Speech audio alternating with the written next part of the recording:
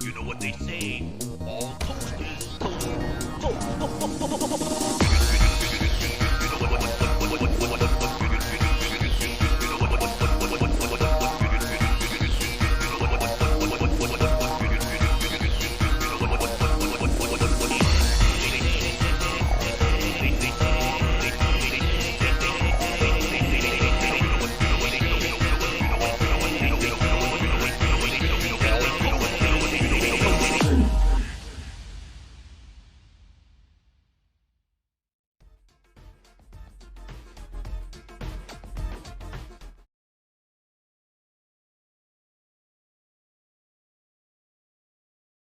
Hello, what the fuck? Why, what? What the fuck? I'm not supposed to be here, I'm supposed to be on the other area. Why, what the fuck? Oh, we're starting off with Scuff tonight, aren't we, ladies and gentlemen?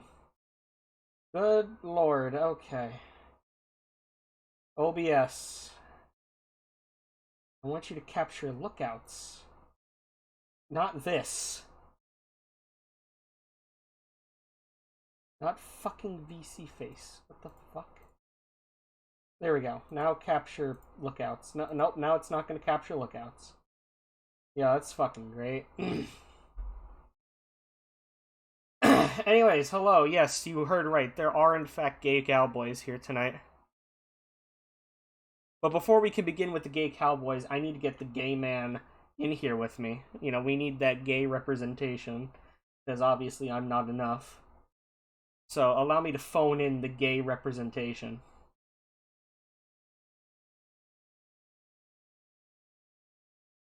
Hello, gay representation. Hello, it's me, the gay man.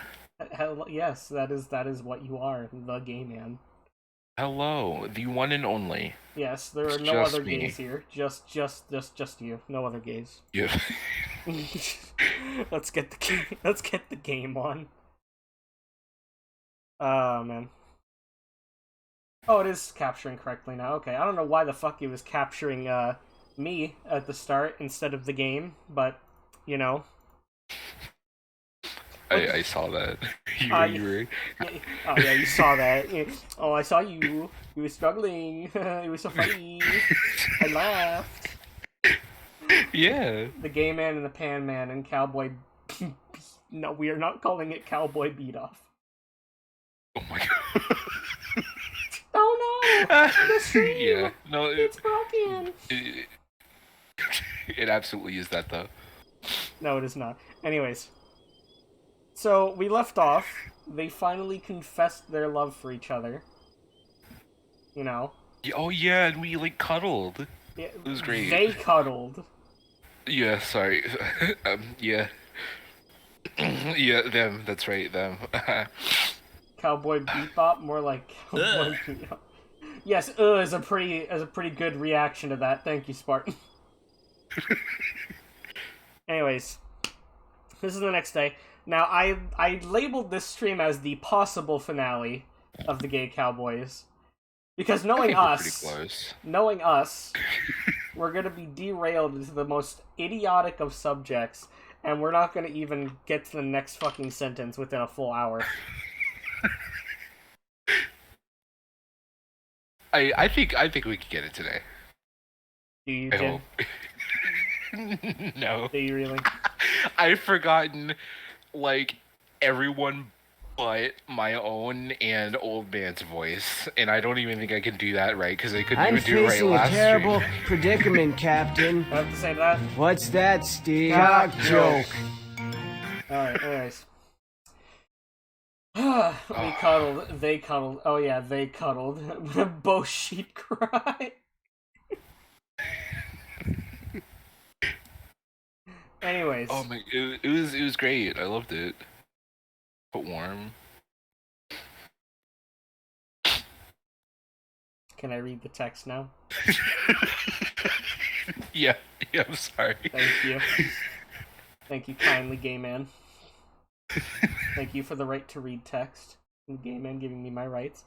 I'm tired. I thought that would be funny. That's not funny. I'm not funny. You are. Stop. No, I'm not. You are the funny man. I'm a VTuber. I'm not funny. You expect VTubers That means you're to be more funny? funny. You expect? Yeah, look at your little model in his hair. I think that's funny. Fuck you.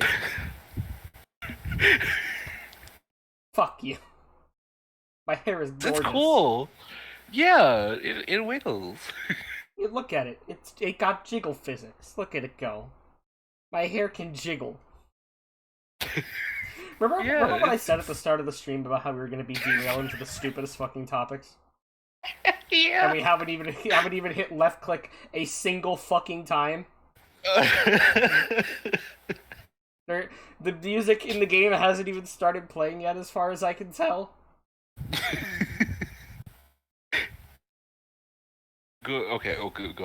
Go ahead. I'll let you In an go. alternate timeline, possibly the better one, gay man give me rights. Yeah, the better timeline. That is the better timeline. Anyways, it wasn't the red morning sun, now risen just above the horizon, that had woken you. Nor was it the gentle slumbering breath of Joseph against your neck, doing its best to lull you back to sleep. What woke you wasn't even the familiar crick at the base of your tail from sleeping on the bedroll, a stiffness you couldn't wait to stretch out. It was your thoughts, all the thoughts in your mind, like so many wild horses running, of course, of what may come next. What you both had to do. The nights spent on a lookout were better than the sleepless nights back at camp, but you still dreaded the dawn that came after. At least you had Joseph this time. At least you had him for what was to come, you hoped. You could feel one big wing of his wrapped around your stomach, shifting as he started to wake to now. As much as you wanted to keep lying here with him for just a few more minutes, you knew you had to get up. Man, just 5 more minutes, you know? Just 5 more minutes. Yeah. I forgot we're about to go fucking kill a dude. I don't think we're about to kill a dude yet. We're gonna try and, I think we were supposed to try to warn the town about him, and then we were gonna betray them and possibly kill them. I think killing is the secondary objective. You know, like Borderlands, it's the optional objective. Yeah. Coffee wouldn't brew itself. Ew, coffee, gross. I fucking hate coffee. I love coffee. Trust me, I watched the VOD of you and Philip. Speaking of the VOD of you and Philip, not to go off on another tangent here. Really? I love coffee. That was the best you could do to hide your freaking mat obsession? Listen, at least I didn't say I like it black, okay? I'm glad that pan smacked you. I am glad you got a handful of a poorly drawn hand to the face. It hurt. Yeah, I know it hurts. Because his hands aren't drawn properly. They're just like fucking spikes. He doesn't even have fucking fingers. You know how hard it is for him to pick shit up? I gave him that sniper rifle. I'm willing to bet he wouldn't even been able to pull the trigger. He doesn't have fingers. It was tough. I didn't sleep that night. You didn't sleep that night because of Pan, or you didn't sleep at night because of how horrible you were corrupting Philip? I did listen. I did my best, okay? Also, it could have been so much worse. Now that we're getting onto this topic, you shat yourself and tried to blame me for it? That never happened. I'm sorry. I don't know what Philip was talking about, but okay, everybody, it's time to go to just chatting with videos. no, please, okay, let's finish Lookouts. Do you want to admit it? Do you want to admit it? You want to be a man and fucking admit it? I may have had an accident one time, but the whole point, I was using you as an example to be brave. So throwing another person under the bus is being brave. I was using you as an example, and you were a great example. Jin really pulled a fucking Chris Brown and used me as an example. No, but because you're brave, right? You're so brave. And what does that have to do with shitting myself? And I was like, since Parker shit himself, I have never shot myself. I can have confidence. I have never shot myself. And tell my story. You shot yourself, and you put me in the POV to try and put it on me. But you're like... Do you know how annoying that was? How Philip thought I shat myself and then touched my desk and shit? Do you know how much fucking disinfecting he did when I didn't want him to do any of it? He used Clorox wipes and wiped down my entire desk and my monitors and everything on the desk 3 times. He was here for an hour. I think. And then he sprayed it all down with fucking Lysol. And then Glade for scent. I think that got a free cleaning out of it, so. If you pull any more shit next time you play with him, I swear to fucking God. And I am not even that. I'm not even a holy man, but I swear to God, there will be punishment.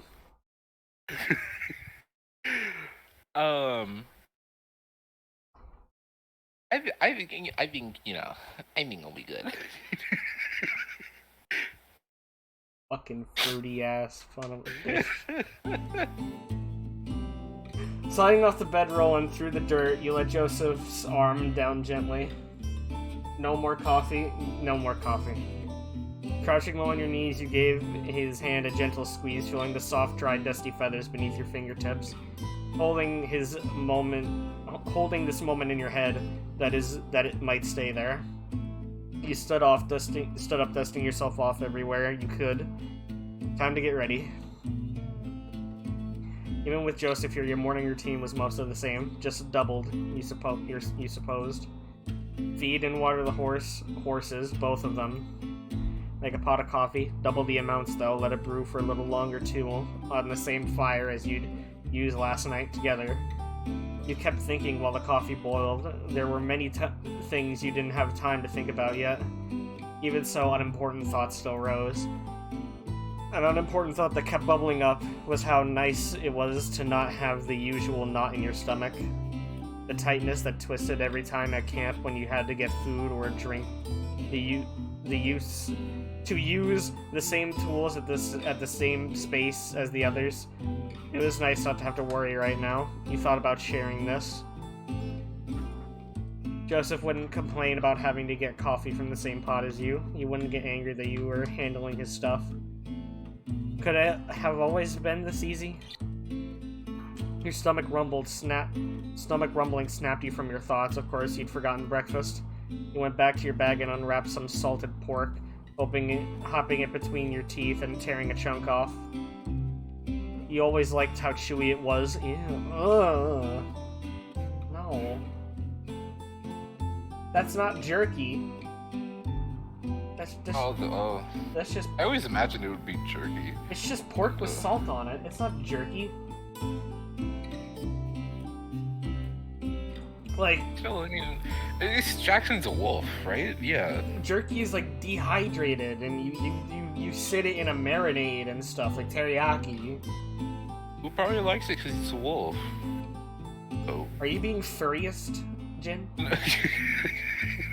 Are you assuming just because Jackson's a wolf, they would like raw meat? Are you being furriest, Jin? As a furry, I would know. I mean, what? I would know because I what? like wolves. What? I like wolves. What? Repeat? What? Repeat that? What did you say? Say that again. Say that out loud for the whole class to hear. Because I like wolves, I would know. No. Before that. Listen, it's not even like animalist to assume because like wolves eat meat like all the time. No. So, what did you say? First thing. What did you say? The first thing you said. No. No, not that. Before that. I would know. No, before that. I didn't say anything. Yeah, you did. I don't. Hey, Chris, you want to clip the part? I didn't. Chris, you want to clip the part where Jin admitted that he was a furry? You want to clip that? I'm not. That is a perfect thing for Twitter. Perfect for Twitter. You want to clip that, Chris? Thank you. Thank you, Chris. I'm not a furry. Thank you, Chris. It's not jerky. It's also cured, so not raw technically. Shit should have clipped Jin saying he was a furry. You can still do that. You can still do it. There is enough time. There is enough time, Spartan. You must hurry. Literally not. Like I don't know what you mean. Like I'm not. The rhythm of your jaw grinding it up helped you think. Possibilities were rolling in your mind, dice cast along the branches of a tree, how things might play out. Although you couldn't just keep it to yourself now. For better or worse, this was about the two of you. Parker, you're just in... I'm not a fucking I'm not a cat boy. I enjoy cat boys, but that doesn't make me a furry. I think it... I would argue that it does, because I enjoy Should we talk about your Twitter profile pic? It's not even that anymore. I changed my whole aesthetic. Like, I changed my whole aesthetic. Yeah, I changed my whole aesthetic. I am so... I'm such a Gemini, guys. You have no idea. You have no idea. That's how you sound. Changed my Avi and everything, like, you know. Because when I was like simping over this wolfman, y'all called me a furry. If you're a cat boy enjoyer, I would argue that also makes you one. I just date Avi. That's all it is. That doesn't mean that I'm into cat boys. Okay, maybe Maybe, but at least part of you is like part furry. You're like thinking about it, like unconsciously. You're thinking about it. I know you are. Okay, what are you know doing? You are. What are you doing, Mr. I want to fuck the wolf from the anime? First of all, it's a video game. Okay, what are you doing, Mr. I want to fuck the wolf from the video game? Second of all, he's hot. Okay. I want him to kick me. Okay, so I want to clip that? No, no, please, no. Furry Confession 1. Thank you, Chris. Oh my god. What's going on Twitter? That's edited. That's edited, he says. Yes, I do live editing on air. Here, I'll do I'll do live editing right now. Here, I'll summon Dan. No. Here, I'll summon Dan. God. Hey, look, here's Dan. My ex-wife Oh my still God. misses me. But her aim is getting better! Thank you, Dan. Thank you. Thank you for the comedy, Dan. We will be turning it into a marketable plushie sooner or later. If I put on a... Oh my god. Dan is Abby. one of my favorite white people. Where did that come from? That's so specific. And you said Sorry. it so frutily. Dan is one of my favorite white people. What am I? What am I? You're also on that list. I have a list of my favorite white Okay, people. okay, top 10, where am I? You're like top 3. Okay, where's Dan? Dan is like Dan better not be above me. 6. Okay, alright. Okay. They're a couple. Okay. Who's number 1? My delicious, my lovely, my beautiful Okay, partner. okay, and who's number 2? Number 2 is Aaron Hansen. Who? Aaron Hansen from Game Grumps. Mr. I can't play Sonic Colors? Yeah. Mr. I'm upset that Sonic Colors is not as broken as I thought it was because I wanted content out of it? Yeah. I think he's like okay. I'm facing a terrible predicament, Captain. What's that, number Steve? 2. Cock Joke. joke. Although you couldn't just keep it to yourself. Oh no, I already read that. There was both weight and comfort in that thought. As you watched the pot start to bubble and steam, you heard the sound of sleepy shuffling, turning to see a waking Joseph. He was propped up on one elbow, blarily trying to figure out what was in front of him, rubbing his eyes with one winged hand. He still had that floating cigarette right above his beak. He had it all night in his mouth. He was just smoking all night. Every He's time just as tall as you. every time he snored, you just saw like breaths of smoke come out of his mouth and nose. Like a cartoon. Yeah, just a large circular puff of smoke coming out of his nose and mouth as he's snoring. T-pose. How dare you put Aaron Hansen over Chris Hansen? Listen, I think Aaron's cool. You know what? I was gonna say something. I'm gonna retract that statement. I'm gonna retract my statement before I even say it. I was gonna say, I prefer JonTron, but I just remembered a lot of the Oh things my that JonTron God. has said. Yeah. And I can't like JonTron in good faith anymore. Yeah. Anytime I liked him too. It's okay. I still watch watched a lot of his JonTron, stuff. but I can't And I look figured at I him the was like, same oh. way anymore. Yeah, it's just like, ooh, you really said that publicly. He's still Like, funny. oh. His videos are still good, but just him himself, I just can't. Like, I just look at him like, why did you say that, man? Yeah, like, Anyways. You saw his pupils contract to the morning sun that was getting brighter and brighter, focusing on you. Oh, no, I gotta get the Bidoof voice. Hang on. By golly. Oh, by golly. By golly. That's how I do the Bidoof voice. He had. Oh, by golly. Oh, you're making me feel something. I'm gonna cry. Parker Murray, I can't believe all the things you've done for me. Yep. Oh my god. What? It's the Bidoof voice. I've done it for. Yeah. I've done it every Explorers of Sky stream. Why are you just now laughing about it? No, just I'm hearing it in person. It's different. Hearing it in person is different. Yeah. Jim, we're over a Discord God. call. Yeah, it's you know There what was I no mean. in person here. In spirit, I have you next to me. In spirit. In spirit, yeah. In spirit, Dead by Daylight. Anyways. Oh my god. Morning, partner. What? Is that the sweet smell of coffee I smell brewing? I should know this one. Yeah, you should, because it's your character. Okay. Your Hold on, let me- character's name over the wolf boy. Hold on.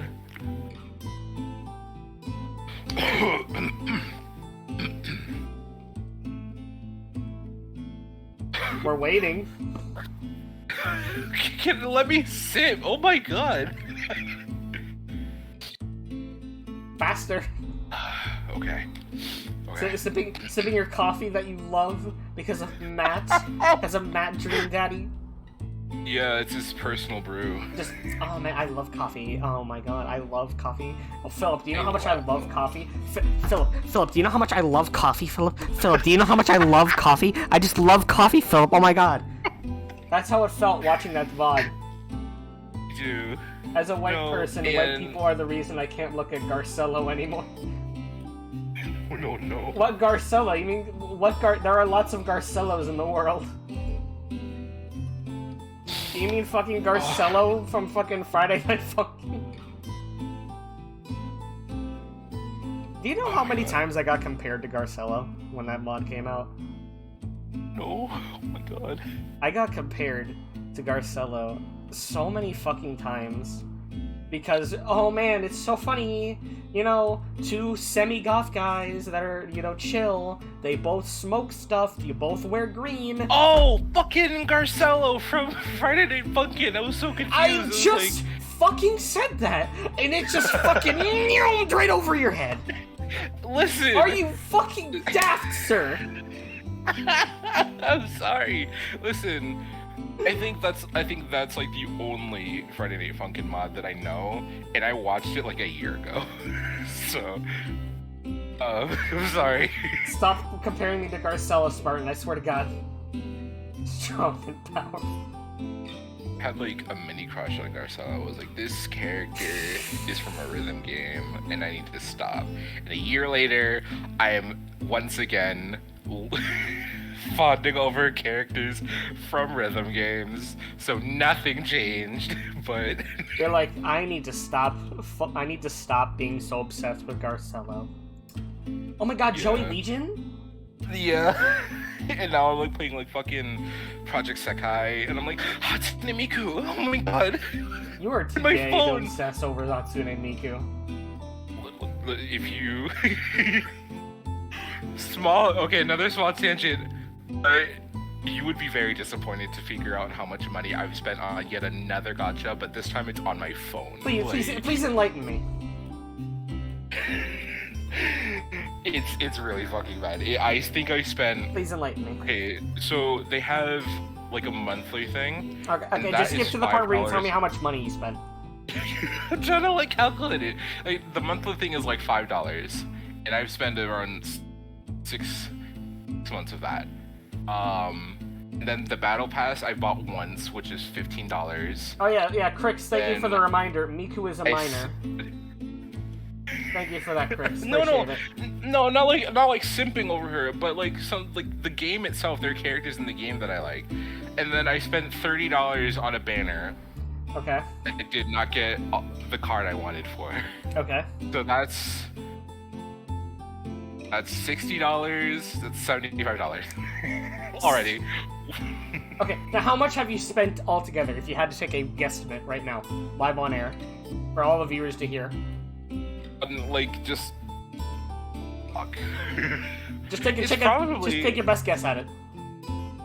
It's probably like 100 on top of that. So just $100 in general on this mobile game. Okay, the only thing making that worse is that it's a mobile game. Because I'm just gonna be like, you think $100 is bad? But on a little like app that I tap my phone Yeah, on. that yes. makes it worse. That makes it genuinely worse. But Jin, I'm gonna throw myself under the bus here for a second. You do know how much I spent on Pirate 101, right?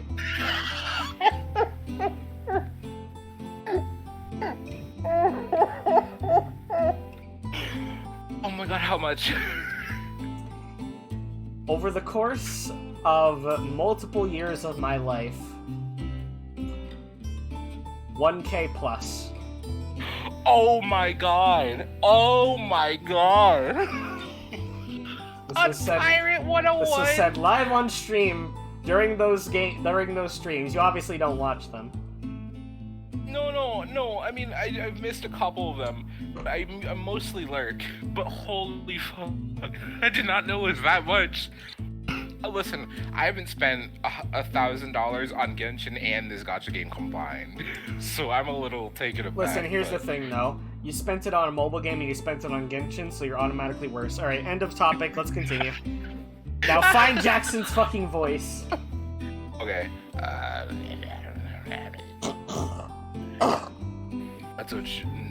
Not so sure I'd call it sweet. That's the best you can do? Yes. Okay. I'm struggling. He looks into the pot at the dark brown tar-like substance, regretting the large snoutful you got of its acrid.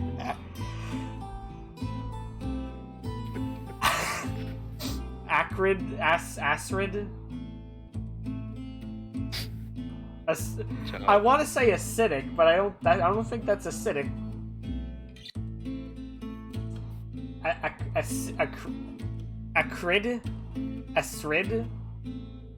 Acrid? Jin, help me out here! I just wanted to see how long it took. It's acrid. Acrid. Gee, so I got it right and you just left me hanging. Yeah, I just wanted to see you suffer a little bit. Fucking fruity goddamn ass. Fucking. That's what you get for fucking flaming me and editing something that I said I was a furry when I didn't. So, you know. Yeah, that's something that you said live on air that got clipped and shipped by frickin' not me, but someone else. Yeah, it's fake. It's not true. Yes, the thing caught live on air that I can't edit is not true. Yeah, you took clips of my voice that you prepared ahead of time and just spliced them together. Okay, okay, well here's the question. How would you even hear that?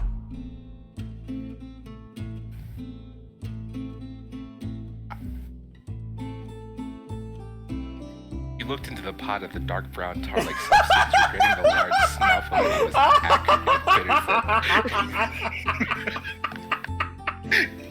Get fucking caught, motherfucker. Get caught, motherfucker. I got it twice, thank you, Chris. Well, the idea is sweet to me at least. Stuff's damn near magic far as I'm concerned. Thank you for hydrate, Diamond. I'm gonna drink my Waiaku. I'm gonna hydrate too with my coffee. Oh, that's one bottle down.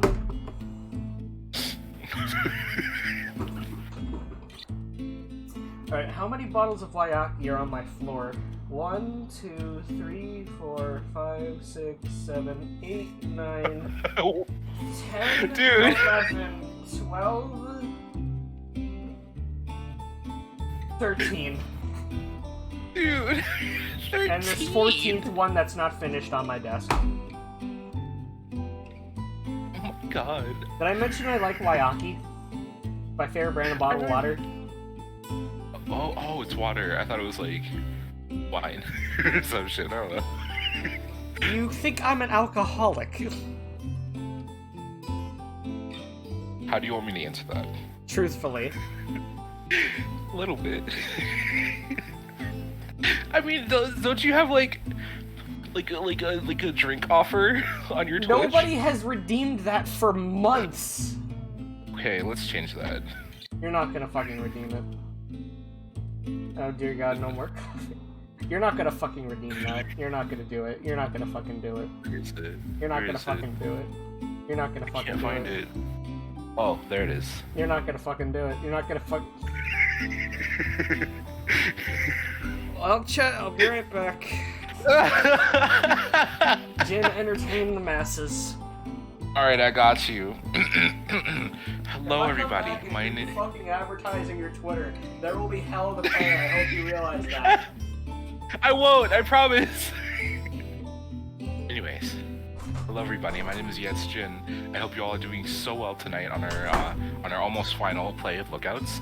I'm having a wonderful time. I love this game and I love the characters, and I hope you all do too. I would like to tell you all that I have a very fun Twitter account called YetsJin at twitter.com. It's where I talk about stuff and I just post things. If you want to go follow, I have a really cute layout for my favorite game, Project Sekai, right now, and it's so cute. It's like flower themed. It's great. Y'all are gonna love it. It's Jin, YEAHITSJIN at twitter.com. I play Genshin, Apex, Project Sekai, and Splatoon, and those are the games I talk about. So if you love those games, or you just like me, you like hanging out with me, games like Marker Stream, you should totally go follow it. Anyways, let's pretend like I didn't do that, and let's just talk about Lookouts. Yeah. Keep it like genuinely though. I love this game. It's so good. I really want to play it again on my own. But also, we should shade Parker when he comes back for being an alcoholic, because this is like completely like on him, and I did not waste 8,000 points on doing that. So, but yeah, we should make fun of him just a little bit, just like tease him a little bit. Brian, I did it because I could. I'm rich. I have so many freaking channel points because I'm a Parker simp and I watch this shit as much as I can. Yeah, let's all flame him, like collectively flame him when we get back. Because we're hateful and spiteful against this silly VTuber. But I'm joking. We love Parker Island. I'm gonna do a cock joke while he's gone, so that he misses it, and then I can scold him for being. I'm a bad facing YouTuber. a terrible predicament, Captain. Good What's Twitter. that, Steve? Cock joke. Hi. Hey, Chat, welcome. was he advertising himself? Thank you for the follow, Spartan. June, did you advertise yourself? Not at all, no. I told them we were gonna talk about your alcohol addiction because I'm not addicted this is to self-induced. alcohol. Well, listen, I don't think that I didn't do anything, and you just went down to go to get a drink. So Okay, let's scroll up in the chat and see. Yeah, it's Jin, redeemed alcoholic for 8,000 denarius. Let's look at my Twitch activity feed. Alcoholic, yeah, it's Jin, 3 minutes ago. I think that's a you issue. Yeah, he was, and I tagged him in a picture of ants and beans. It's a wonderful photo, and I'm saving it to my phone. I need Thank to you. see this picture now. Do you want me to send it to you? Yeah, just fucking send it. I'm curious now. What's the picture of ants and beans? Before I take this goddamn shot. Facts about ants. My 2003 Honda Civic is full of refried beans. Why is it a 2003 Honda Civic? Nobody drives that shit anymore. If you still drive a car post 2012, why? Oh my god. Dude, I was born in 2003. Jesus Christ. If you still drive a car that's like behind 2012, why? Why do you drive those still? Unironically, why? I haven't even taken the fucking shot yet. Okay, here we are. One shot of whiskey. I made a clip of him pulling himself out on air. Oh, please post it. No, I did not. Please post I it, did Chris. not do that. Gotta I love did my nothing of the chat. sort. Gotta love my chat. Catching you in goddamn 4K. I did nothing of the sort. Right. I did not do that. Bottoms up. Cheers. I can't Cheers. make a clinking. Here, let me bang it on my desk. Yay. There you go. All right, down the hatch. Oh, I can smell it. I'm not a fan of whiskey. But we're almost out of the good rum, so I can't take it. I can't drink it. And we're in the freaking Wild West. That's what the Cowboys do. I need you to pretend to be Robert. Fucking down it. You want a shot? Go ahead and take a sip. Jim selling out when Parker's gone. Thank you, Chris, for that. Okay, here we go. I need to make sure the cap on my water is off so I can just quickly drink water. Okay. 1, 2, 3. Hey. Oh no! Oh no! Are you okay? Oh.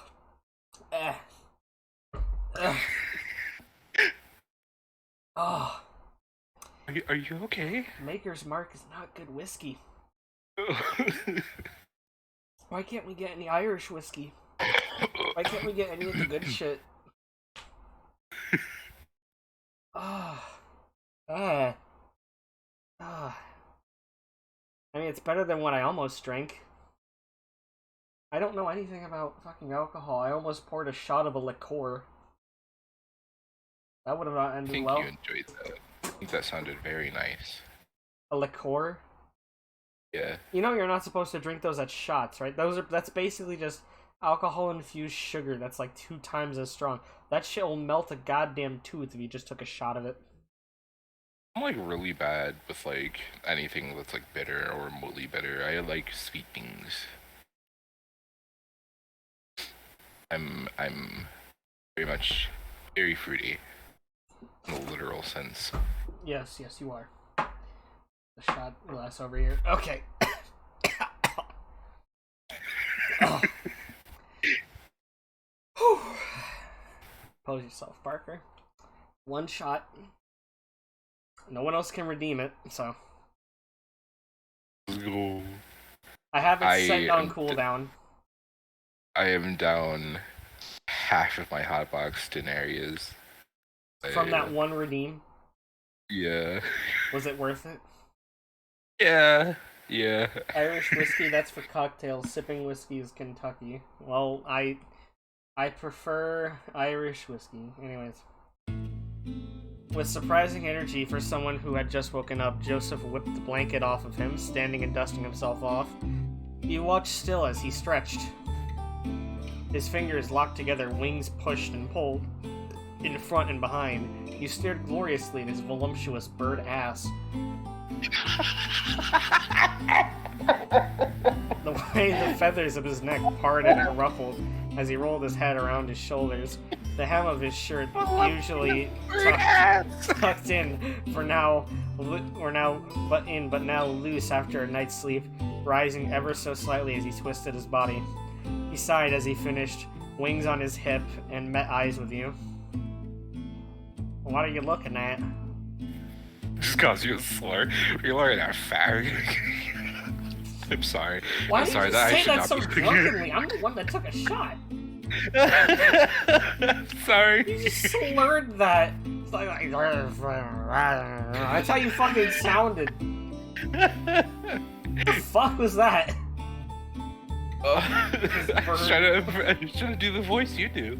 As Chris. Alright, this is like a chat message that Jin needs to read out loud. Just read that latest one from Chris, if you don't mind.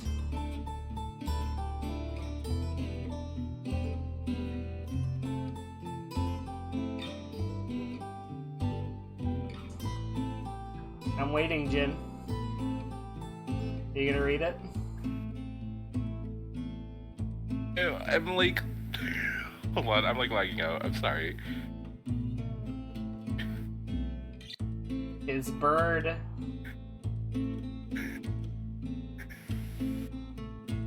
So confused. I'm just gonna send it to you in fucking DMs. You just fucking read this shit out loud, okay? This message from Chris. Say it. Read it. Do it.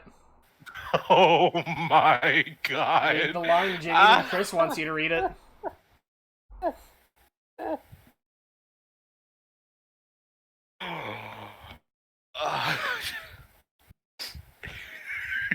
His bird bulge was in full view, although.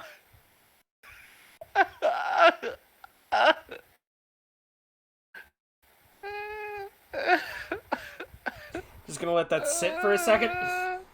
No, Gonna stop. let that sit? I'm so ashamed. Remember when you said you weren't a furry? Not. Oh, really? I Why'd was you say reading that? a line. Why'd you say that, Jin? I was reading a Con line. 4K? Con 4K, Jin? Con 4K? Jin, Con 4K? Being a furry? Huh? Con 4K? Huh? Shut up, I'm done. Yes, cry, Jin, says Spartan. Cry, Jin. Cope L plus ratio. I feed on your tears. Oh my god. Spartan is just out for you, apparently. Oh. Ever since I did that ad read. Oh my god. Oh, so you I mean, did read an didn't ad. do that ad read. Oh, what ad? No. What ad was it? What ad was it? No. What ad was it? What ad did you read? Nothing. What ad? Oh, should I look at the? Should I look at the clip? Should I look at the clip? Should I look No. at the clip? Should I look at, I'm looking at the clip. Let's look at the clip. I'm gonna listen to the No. clip. Let's listen to the clip. What? Let's listen to this clip.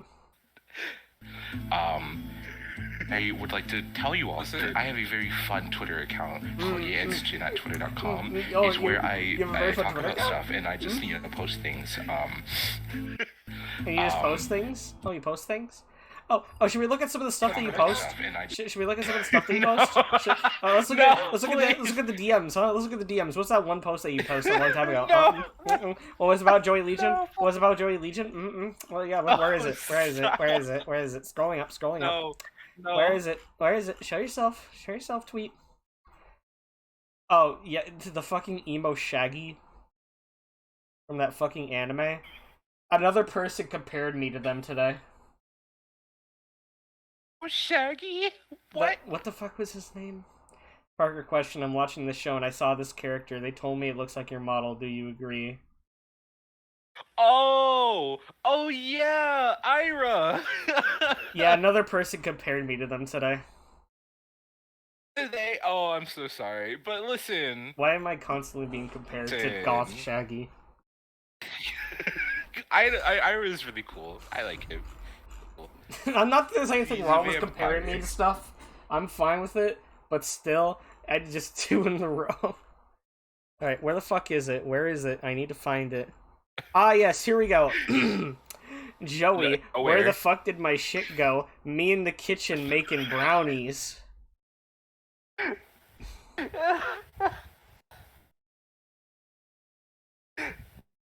Joey, God, it's so hot. Me becoming a fan for him.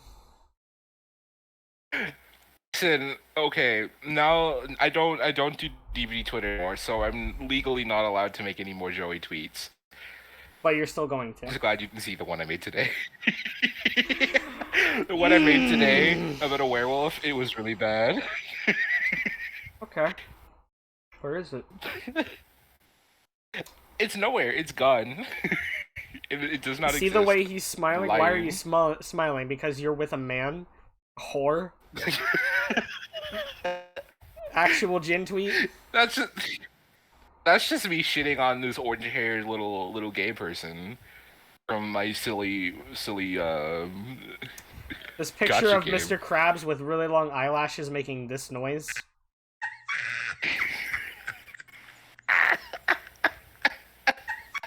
What the fuck? Alright, I'm a dip I was LMAO. laughing at Alright, the I'll see you, tweet. Crix. Thank you for hanging out. What else is there? What else is there? Where's the Joey Legion There's tweet you made today? nothing. No, there is none. I deleted it because Why I was crypto? legally not allowed. Why crypto? This tweet was Okay, deleted. like real talk. Real talk, this fucking crypto skin is horrendous. Like, shit is awful. Okay, so when I simp, I get called a furry, but when they do it, they get likes. Furry. Anyways, Okay, look at the fucking video though. Is he not serving? Is he not eating? Did he not like he left no crumbs? begging You y'all to can't put on deny it. spine chill if nightfall is too hard for y'all, please. That's a Dead by Daylight tweet right there. That's on Twitter circles. No one's supposed to know about that. Well, now they know. Now they know. I'm making another What? edit. Do you I made want an head? edit And of, it's more pictures of the wolf. Asking if the wolf wants head. Actually, now that reminds me, let's look at some of the things you've said about my own character, Coulter, for a second. No, stop. What did you say about Coulter?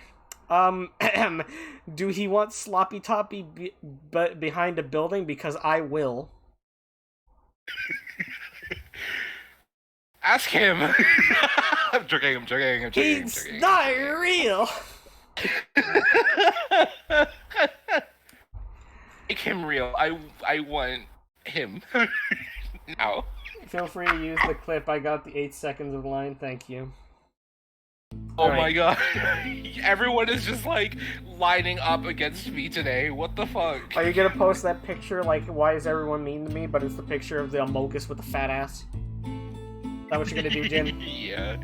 Yeah. Just the way that you went, yeah. Just the way you did that. I mean, everyone is mean to me. What the fuck? Oh, that's a whiskey loogie right there. Ew. I just tasted it again. God. Gross. You got seconds. Remember the time you wanted to give my character Sloppy Toppy? And the offer is still on the table. I'm sorry. Where is came out Coulter a in your little- Where is Coulter in your top 10 white people? Oh, he's like right under you. He's number 4. Right there. He's not even real. Okay. Listen, you're a little gay person on my computer. Like, I'm not real to you. I mean, you're a little real. Do I send my do I need to send my entire Discord to go and cancel your ass on Twitter? No, it'll work. I'm already so irrelevant. Please. All right, here.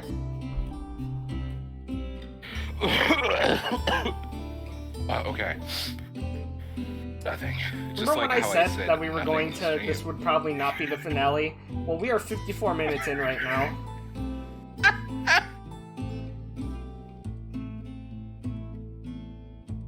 Uh-huh. A shy smirk crept across his face as he tucked his shirt back in and walked over to you. What you eating?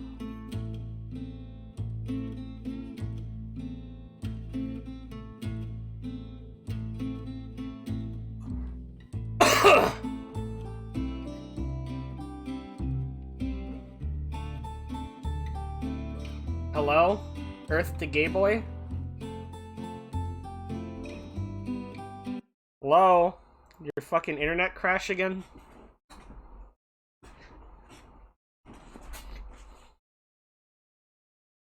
Jin? Hi, my internet died.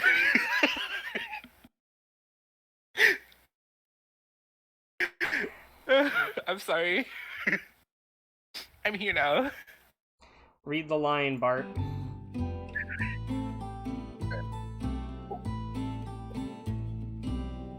And your internet died again. You just fucking fizzled What? out into liquid.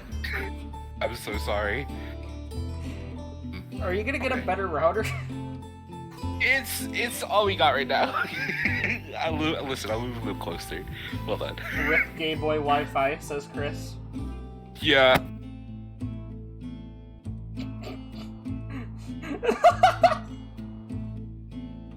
And he's gone again. He's gone again. Automod, what the hell? There he goes.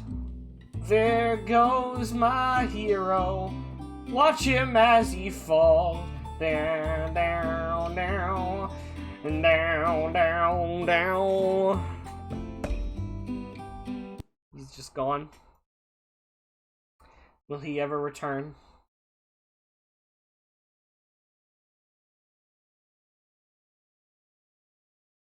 Will he ever return?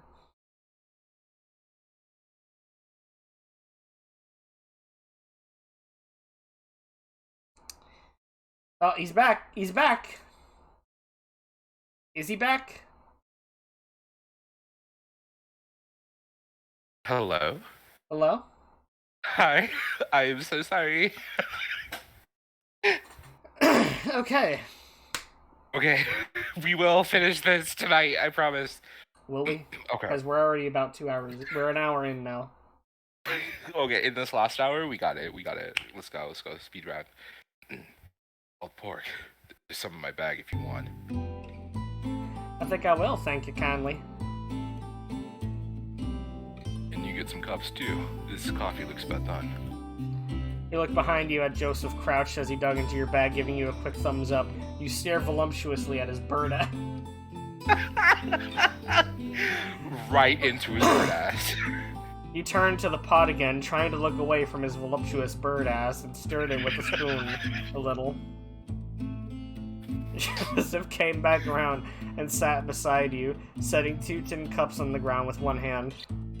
His beak tore at the piece of jerky in his other hand, hungrily swallowing it down after a few chews. He picked up the pot and poured you both a hot cup, eagerly tapping his cup with yours before drinking. Cheers. You both sipped quietly. You could feel the heat of the coffee traveling all the way down your gullet, burning in your belly. How'd you sleep? Good. Like a pop. Didn't wake once. That was a lie. I'm a puppy. Really? That goddamn fruity? Listen. Jen Joseph's going on me. Jen really went, I'm a puppy. You're hearing things. I did not say that. You're hearing things. Yeah, God, fucking. Me too. Slept better than ever that hotel I stayed in one time.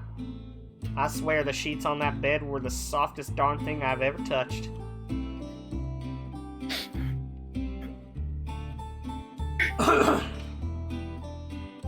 It sounds nice. Top 10 reasons Philip is cute. 10, that face. 9, that voice. 8, that smile. 7, so sweet. 6, pure. 5, huggable. 4, a bean. 3, yes.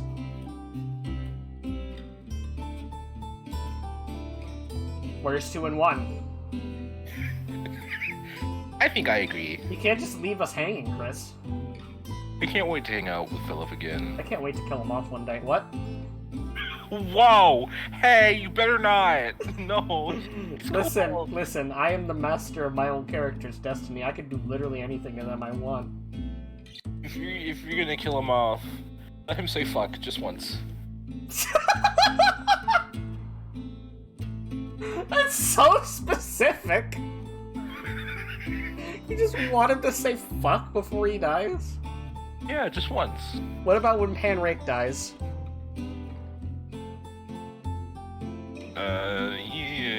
He's whatever. Well, I ain't saying that's gonna get you canceled in the Parker Island community. I mean, I love Panrake so much. Do you really? Yeah. Tell the truth, Jin. I We mean, can see dude, I have into a your soul, Jin. I have a Panrake shirt. Like, Really? Because I haven't made Panrake merch yet. I made one without you knowing. Okay, so I was I'm just gonna such a have to huge sue fan. Copyright infringement. I mean, it's a Rand Paik shirt. 2, if you kill him, I will literally cry myself to sleep. 1, please no. Also, I think I earn a little bit of rights since I made fucking Panrake in a bunny suit. So, When did you do that? you don't fucking remember this? Hold on. Give me one moment. I mean, even if you did, Pocky already one-upped you because they drew Pan Rake and Gary's mod doing the default pose with the crowbar. Oh my god. Well, I still did it, and I think he looks great. 10 reasons Pan Rake is best, 1 through 9, because I said so. 10, I'm convinced I could seduce it. I sent it to you too. I'm sorry, you think you could seduce Pan Rake? What the fuck am I looking at? It's Pan Rake in a buddy suit. Literally like you asked for. You asked for this, like, specifically, and I'm not lying.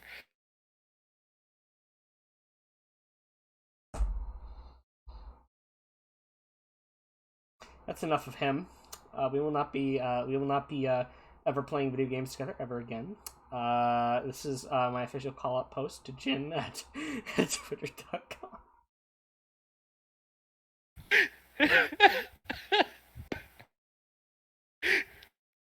I'm not kidding. Look at the tweet. We will not be playing together ever again.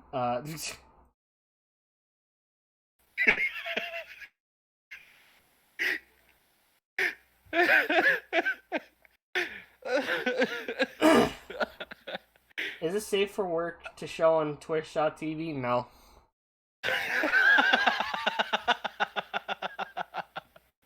It was. Last night was nicer, mind you. There's a silence between you now. Likely you were both thinking the same thing, thinking about last night, what you talked about. Silence because if neither of you spoke, maybe nothing would happen. Maybe the world would stop turning and the sun would stop rising. Of course, it still does. You can see it charting its course away from one horizon to the next. Oh. So. Their plan. Joseph shuffled a little, legs restless. Jin, you're going to gay baby jail. Fuck, no! Please, not again! Joseph shuffled a little, legs restless. We kill Curly Wolf and Black Vulture. That's what we said, right? You nodded. Maybe we don't have to. We could just run away. We talked about that, Joseph. We run, we'll spend the rest of our lives looking over our shoulders. We'll never really be safe. Yeah, you're right. Besides, have you never thought about it? Why is there a little icon on your stream of you that says I can redeem... What? What? Spartan, what the fuck are you talking about?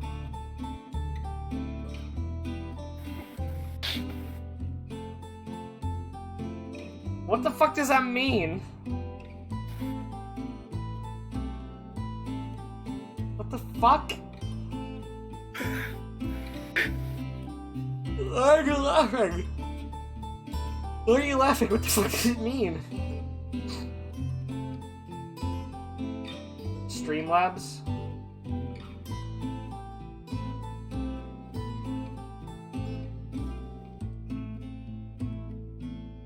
Oh, Streamlabs. Oh. Yeah, Streamlabs. Alright. Anyways. Of course I have. It's not that simple, though. Everyone around him is loyal. He already even get the chance. Even if I killed him, I wouldn't get away with my life. And even when I've thought about it, thought about the ideal world where he's got a bullet in his brain and I'm home free, there's nothing after, Jackson. I could never see what would happen in the rest of my life. It was blank. Just a desert. If you were to kill him now, what do you see? Joseph looked ahead, thinking. Feathers on his face fluttered in the wind. Something, I suppose. Not nothing, at least. I think maybe I can trust that. Are we really gonna be able to kill them, though? I don't know. You bleed and die like anyone else. It's just hard to get a chance. At some point, our gangs are going to go to Clemency and take us with them, whether we like it or not. I think we should try to use that to our advantage. Unfamiliar place, for them at least. What about everyone in the town? They shouldn't have to be involved with this. They're already involved. We can't change that. I just wonder if any of them would help us. But it. You're almost at 420 followers. What you gonna do for the special occasion? I don't fucking know. Oh my god, I'm done smoking. I asked you. No, little German child, go into the weed cave. Oh my god, I am surrounded by Blunted smoking. Have you seen that video? Yes. I asked you fuckers what I should do for specials, and none of y'all ever give me any good ideas. You always just meme on it. Work on stream. There, I am right there. not going to twerk on stream. Why not, pussy? I'm joking. I'm Why sorry. not? Because I was Twitch really terms of mean. service exist. Oh fuck, that's right. Oh. Pan Fuck. rake weed ASMR. See, you're just saying weed stream and pan rake weed ASMR. First off, I already did a pan rake ASMR. Second off, what does a weed stream entail? Just stream while I'm high? Henrik is some I've already stream. streamed while I'm high. That was the first ever Switch stream. I played fucking Pokemon, and I got secondhand contact high, and I just started being an idiot. Yo, Splatoon. You No. can play Weird tonight. Oh. Why not do community TF2 Classic? Because I don't have, I don't think I have a big enough community to do that kind of thing. I don't know how many of you have TF2 Classic. I don't know how many of you play TF2. Small tangent. Is TF2 like crossplay? It's only on PC. Okay, so I have this thing called the Orange Box. That does no. Oh, okay. Because that doesn't have like the unlockable weapons and the hats and stuff. That's basically 2007 TF2.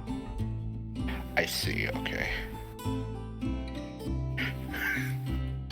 My Stop Smoking coach, Alan Carr's Easy Way playthrough. Really? You would want me to play My Stop Smoking coach? Chris, are you just trying to make me like copy Salty DK Dan? Is that what you're trying to do here? You should play Genshin Impact for like 10 minutes. Just 10 minutes. Just 10 minutes. You're not even gonna spend money. Just, I like, would 10 rather die. At least just pick the sibling. Just pick your sibling and then you'd be like, okay, fuck this game. And like kick it. Okay. Listen.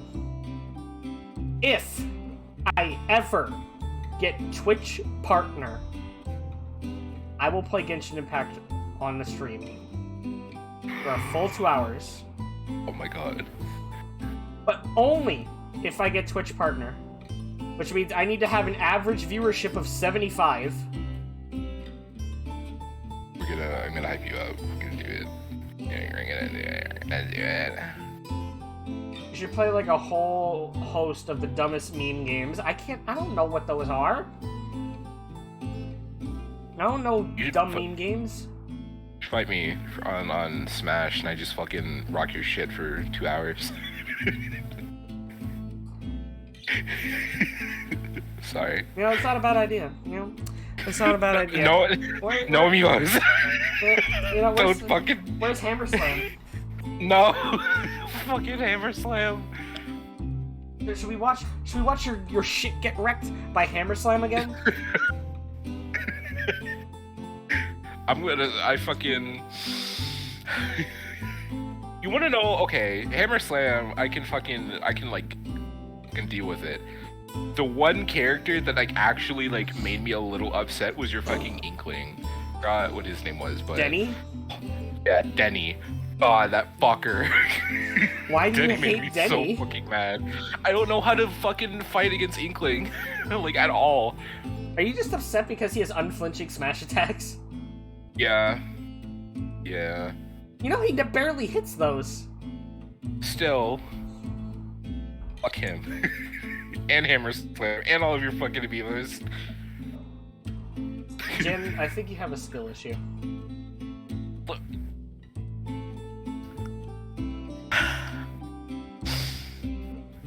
Happy Pride, everyone. And plus, the easy way method has been proven ineffective, so it's a good meme. I don't even know. I don't even know anymore, man. Give me ideas for a 420 special, and I'll think about it. Just give me some in Parker Gush over on my Discord. It's wonder. Oh, that's you. Did you read this line? Yes. Do you think? You look at Joseph, and he turned to look at you two. His brow furrowed. Sheriff? You felt a cold dread wash over you, even in the heat of the morning sun. No, I don't think Sheriff wants anything to do with us. We'd be dead before we even crossed the town line, remember? I know. It's just... there was something about it, how Sheriff was when we were told to leave. I don't know if I fully believed it. Sorry, Joseph. I think that's just wishful thinking.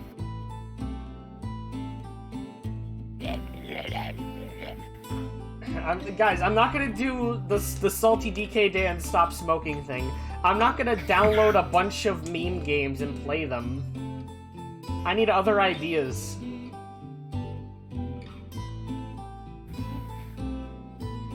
Hey, you listen to me now. I ain't making it up. His voice was suddenly sterner, the timidness that had been in his voice now gone. Oh, the timidness is gone? Okay.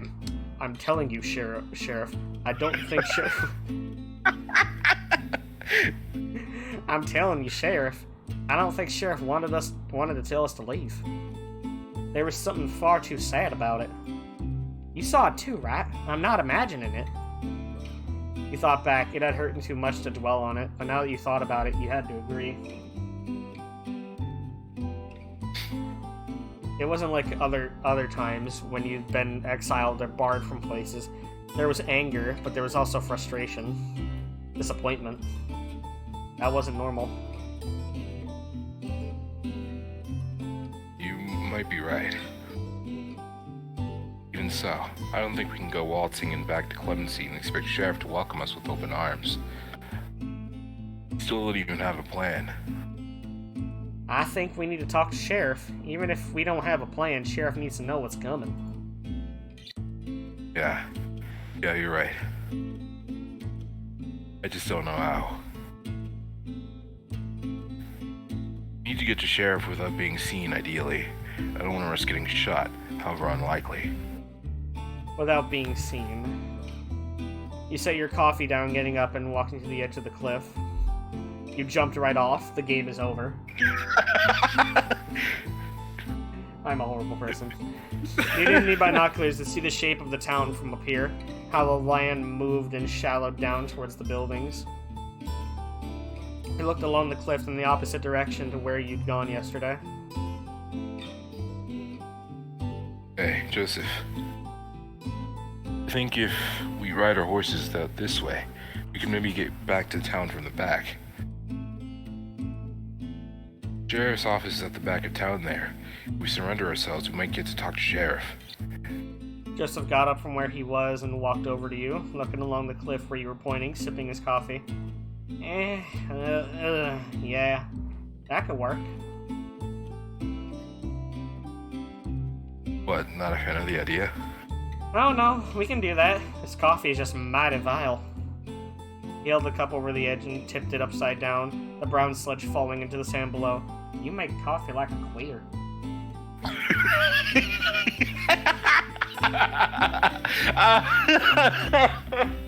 Let's get going. We don't have much time for both of us will be needing to head back to our gangs. Just so naturally slipped out. That's why I'm a voice actor. Oh my god. That's why I'm a voice actor. Oh my god. Okay. Yeah, of course. You took one last look along the cliff face and started helping Joseph clear up the camp, making haste to get on your horses. Hope you're ready to talk like Sheriff. You rode as quick as you could down the cliff face, taking a long route around the back of the town. Climbing off your horses, you tied them out of sight behind a rocky outcropping. You started your cautious walk to the edge of the town together, cautious about them being spotted. Sheriff office is right in front of you. The squat building backing up onto the side of the cliff. I just burped and tasted more fucking whiskey. Ugh. Hey, thirds. Sorry. Shut your fucking... 2 square windows were cut into this face of the building, holes in the frame from where bars once were. As you got closer, you listened out for anything that might tell you where Sheriff was. The rhythmic tapping of the wood carried on the wind from the front porch. Carefully, you and Joseph sidled up to the building. Sticking close to the side, you shuffled along the stone wall, cold in the shade. At the edge, you slowly peeked your head out, squatting through the morning sun. The sheriff was sitting on the porch outside, looking at the town, cane tapping idly on the wooden boards. You hadn't been noticed yet. You pulled your head back and nodded to Joseph before him nodding back in turn. You both drew your guns back to the wall and... Are we gonna kill Sheriff? What the fuck? This is not how you do this. What are they gonna think when they fucking look at you and like the fucking bandits that they told to leave and then with their guns out? Like, shut your no. ass up, Jim, says Spartan. Oh my god. Jackson? Are you sure we're doing this the right way? Yeah, we're fine. Let's go. If you do, if they do anything, shoot. Your Just, gun's like, not loaded, right? Doesn't matter. Shoot. Just shoot. I'll It doesn't matter. Just go.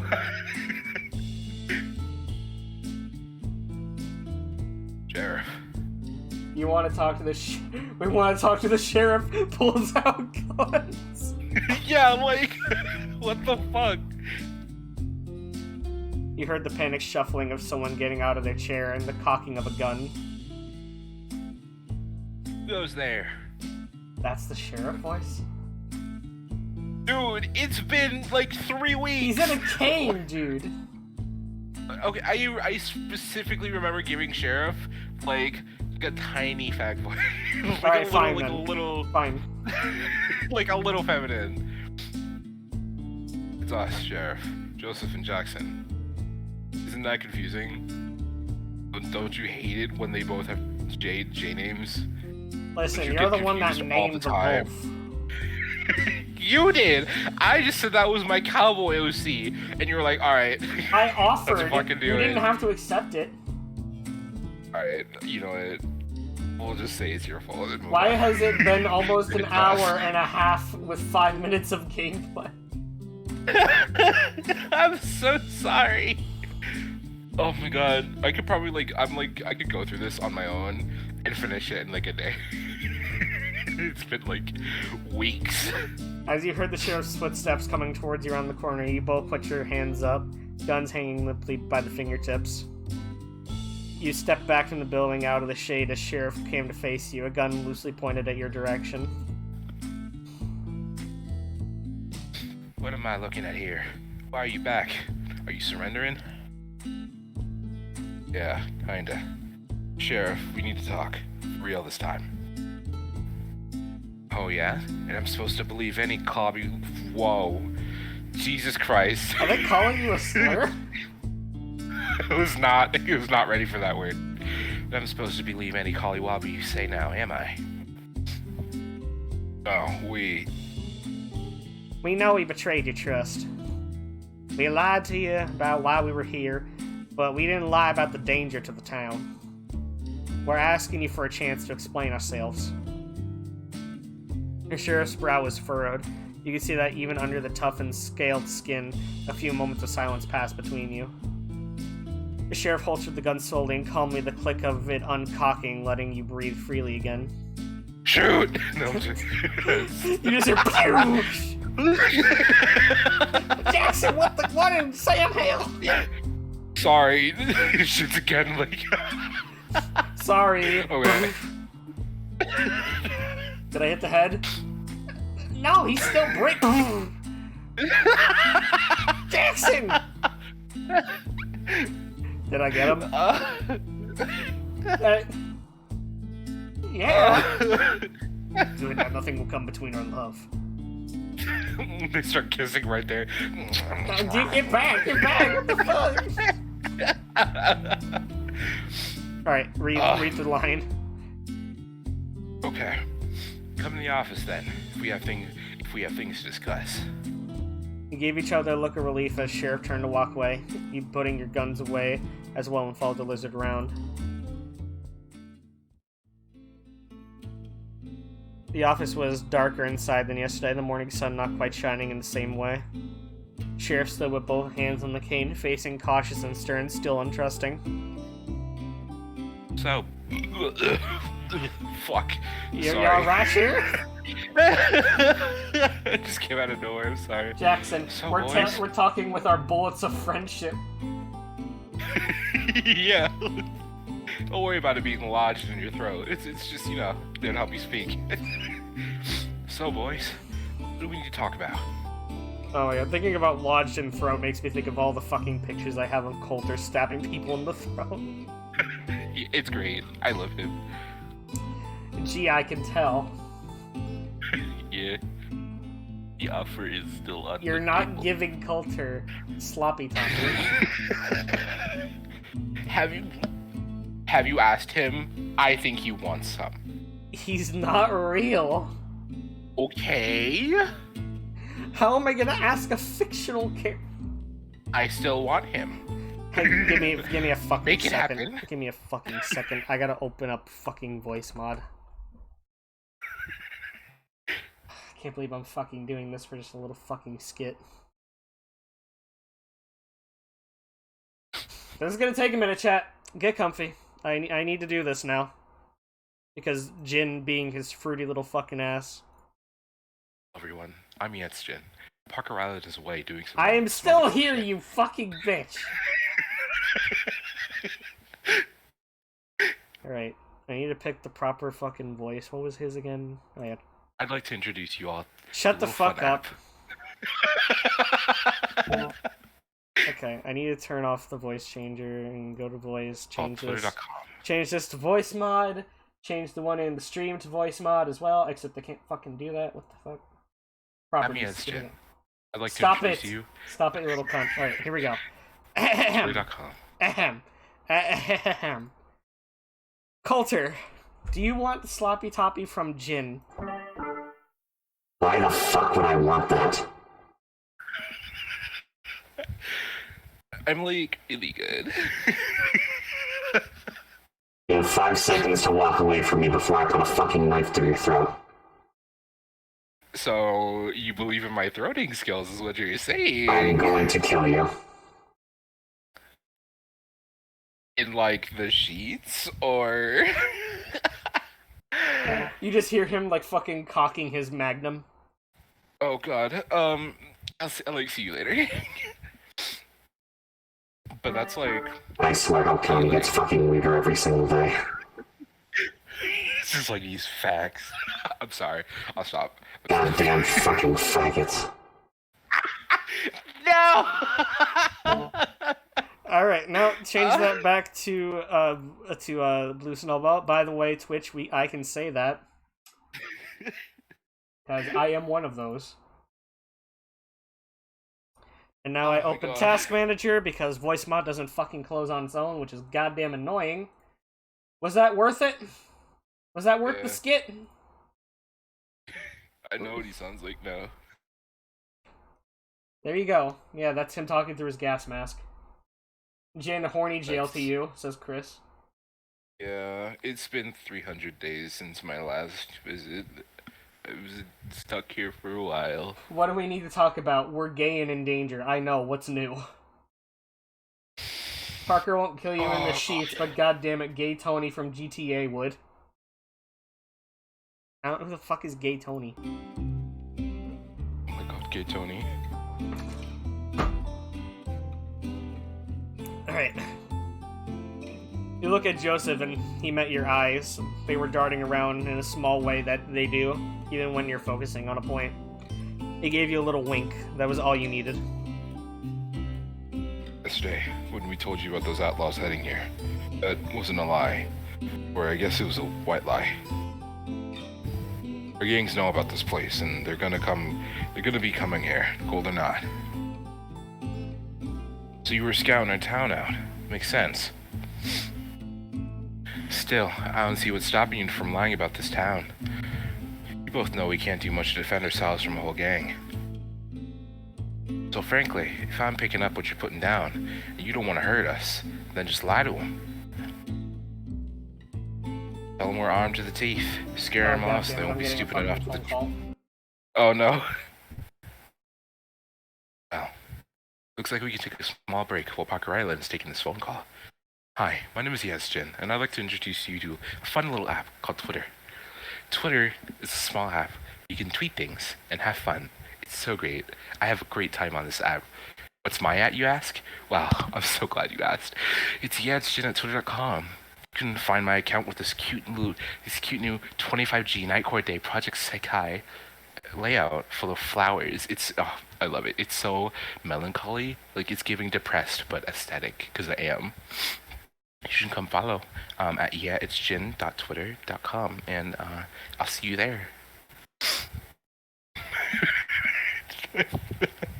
I'm so annoying. But follow me on Twitter. Here's what's going down. I actually need to go BRB for a minute because my family is forcing me to order wings. Oh no. Okay. They can't fucking order food themselves. The adults. Let that sink in for a minute. Listen. Yeah. I know he's doing it again. Listen, Jin, if you're gonna be a good boy, you're going to fucking entertain the masses rather than advertise yourself, okay? I will. Okay. I will. Alright, I'm leaving. Okay. I can do both. Y'all should. Okay, let's find some of my tweets. I can't put them on screen because I'm not. I just muted myself in Discord. I'm not a gay streamer, but I can. God, what a fucking loser. I can retweets. I love this bastard, but God, what a loser.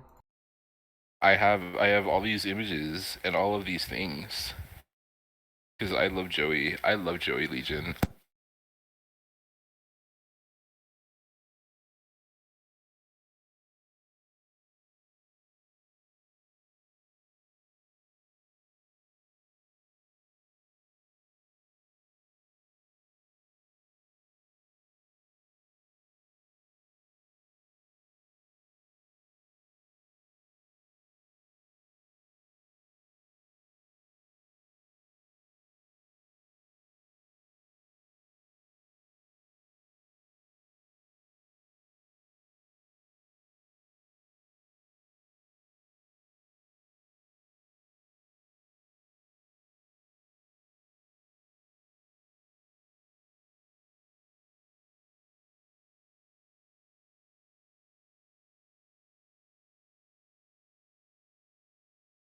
I've been silent this whole time. I'm so sorry, y'all. I'm talking about DVD Legion, but fucking Joey's so great. I love Joey. He's so hot. Oh my god. He's the guy in my profile in my little icon that's lighting up when I talk. He's so attractive. And the most attractive feature about him is that you can't see his face, and I just, oh my god, like what were they thinking when they made him? They were like on something, and it was great because the amount of serotonin that I get when this man sees me, it's like at least 5.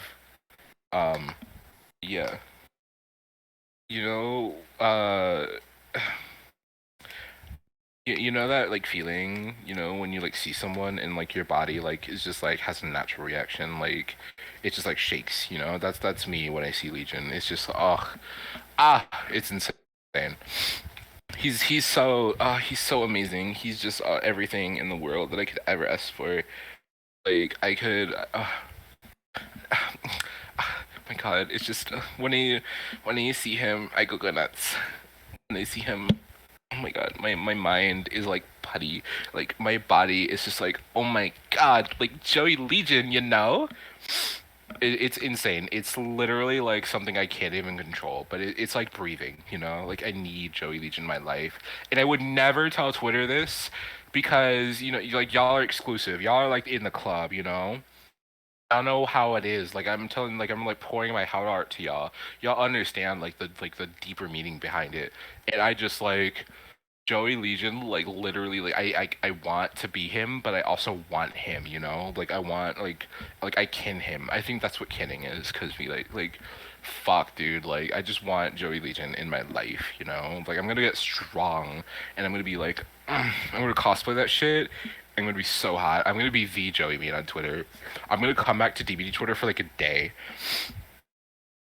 Spartan, you wanna fight? We can fight right now if you want. No, cause what?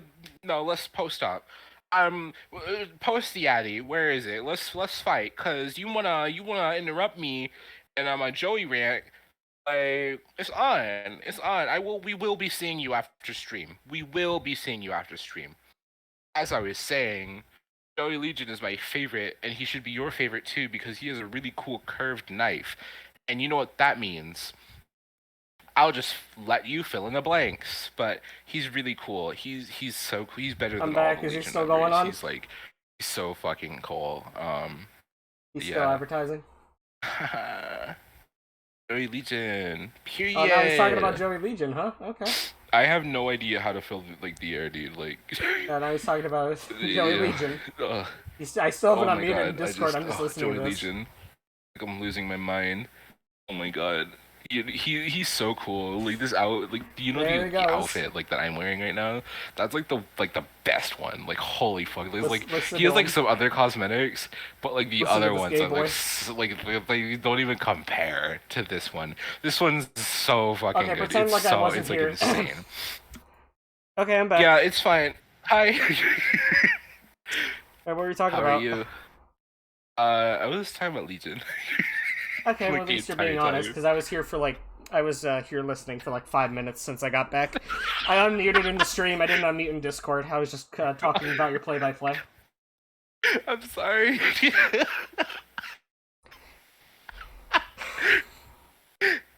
I love Legion. Gay.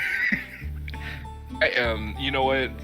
Even if I was like the straightest man on earth, if Joey Legion said drop, I would like, yes, sir!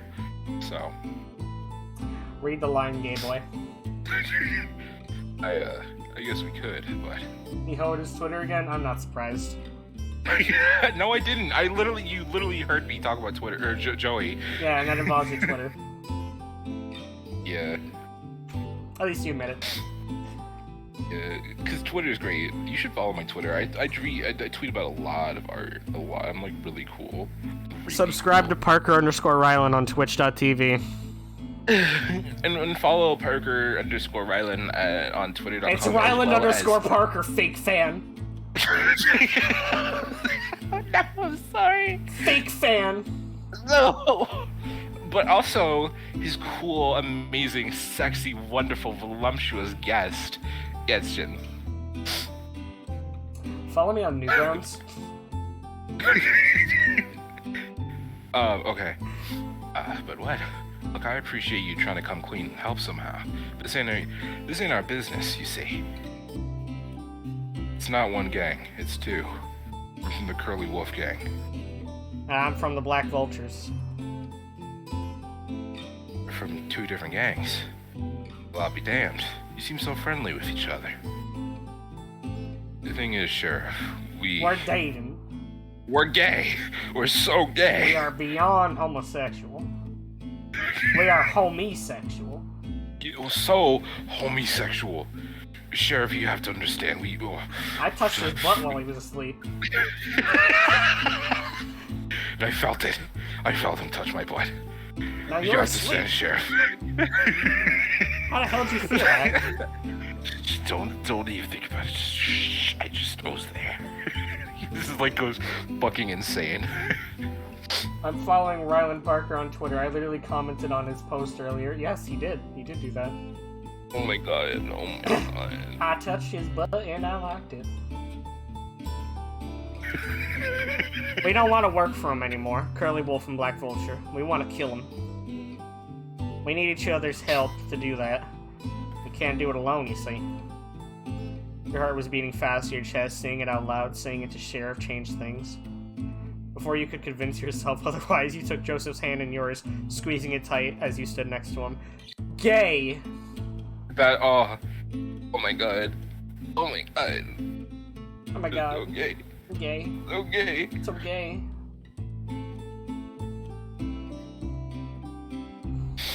Yeah, besides, there's no guarantee we'd be able to convince them not to come here even if we did lie to them. Need your help too, Sheriff. The sheriff's face remained stern, or maybe concerned, he thought, eyebrows flat across the eyes, thinking. Boys, shut this. This is what you have to do? Yes. Yeah. Joseph's hand moved, ensuring the grip of his fingers interlocked with yours. Gay! Hey, oh my, I love them so much. Oh, look at them. I'm a little old for the things like this, but alright. I can't in good conscience endanger the people of this town, but I think I might be able to help. The sheriff got up and started pacing. So your two gangs are both gonna come here? Yeah, I know Curly Wolf will for sure. Black Vulture is bored, I can tell. He's itching to do something. Any history between any of them? Any scuffles? Would they fight or make a truce if they met? Black Vulture has said before he'd fight Curly Wolf, but I don't know if Curly even knows he exists. Curly Wolf wouldn't work with another gang unless he had to. I don't think he'd give up this place so easily. Seems to me like that meeting up would be beneficial to your goggles, don't you agree? A fight between them would be chaotic, but maybe that's what we need. Someone might even finish them off for us. It would be dangerous for us, too. Fuck, I left out a word. Well now, hold on. When do the lookouts get caught in the scuffle? Almost never unless we start it. If anything, we should be the safest ones of the bunch. You're right. If you can delay their arrivals, then I might have a solution for you. Clemency gets supplies monthly. They arrive by train about a day and a half's ride from here. That's where the nearest station is. Since it's all town supplies, the trip is long. Everyone in Clemency goes in a wagon together. Easiest and safest for all of us. As luck would have it, that's in 3 days. So the town will be completely empty. Not a soul, I can guarantee that. Right early in the morning, and ain't back till the next day. Get your gangs here on that day, and do what you need to do. Best I can come up with on short notice. That could work. Not like we have any other plan, and anything could happen, but it's better than nothing. Things were happening so fast, Sheriff really wanted to help. This was incredible. Was this really happening? Was this something you could do? 3 days, right? We need to both be here in 3 days. Yep. Do you think you could do that? I think we can. Joseph looked at you, both of you holding each other's hands tighter. We have to. Gay. Good. Yeah, they're so gay. Sheriff, I pronounce you gay as hell. Bro, some fruity gay homosexual men. Nice. Gay as hell.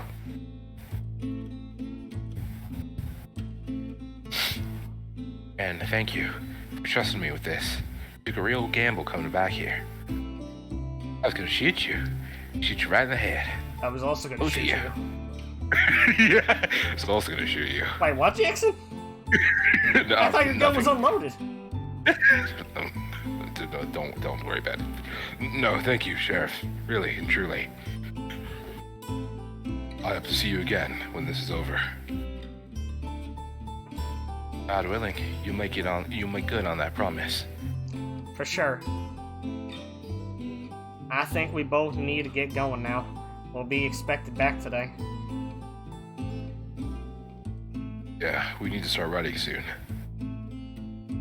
Godspeed then, both of you. Keep yourself safe.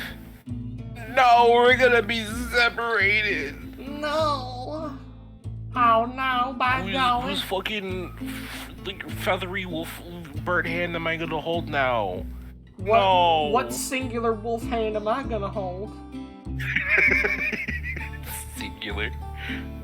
You felt sick to your stomach and light on your feet. You nodded at Sheriff and left, still holding Joseph's hand. Back with your horses, you made last-minute checks of your bags, ensuring everything was secure for a long trip back. These 3 days from now, you'll be back, both of you. Some part of you dreaded needing to start this journey, lingering on the feeling of standing here, not moving. So much had changed since you got here. Now you might be risking it all. Doesn't feel fair. The idea of losing something you only just got the chance for. You shoved it down, though. The ride back was long. You didn't need that kind of worry gnawing at your heart. You could touch my butt on one last time, and the 3 days you'll be back in my arms. Why did I read that? I shouldn't have read that. Pity for you that every time you saw his face, even a glance as you checked your saddle, it all came rising to the top once more. Like a drowning man pushed under the waves, breaching the surface again as he refuses to sink. I think I'm all ready. Me too. Joseph stood by your side now, waiting for you to turn and look at him. You contemplated, just getting in the saddle, not lingering for longer than you had to. You felt the light touch of his hand on your shoulder. Twisting, pressing your face now over his shoulder, arms clinging around his side, you were holding him before you could think. Damn it, I wanted them to kiss. Oh my god, I love this. I love this so much. Oh my god. Joseph said nothing. He did nothing too for a moment until you felt the weight of his arms on your back tightly clinging to you. Your hand took a great fistful of his clothes between your fingers where they lay, and as you held him tighter, he squeezed you even more.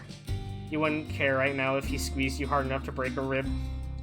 Feathers on his neck tickled your face and poked your closed eye. You could feel the way his back bent as he leaned ever so slightly over you. You didn't know how long the hug lasted, but eventually you let go.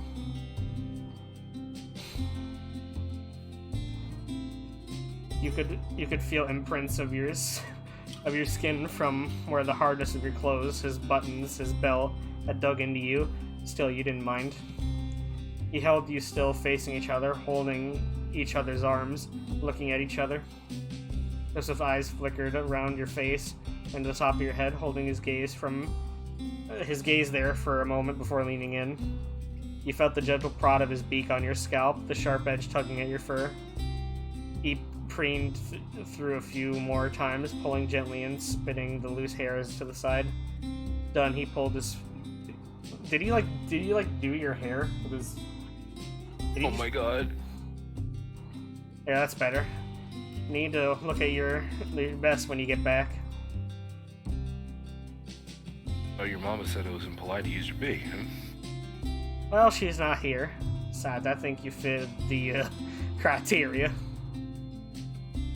Thank you. Your cheeks were hot and flushed from what felt like all the blood in your body. You were sure you could see the same under his feathers. I'll see you in 3 days, you hear? Yeah. We'll kill those bastards. Yeah.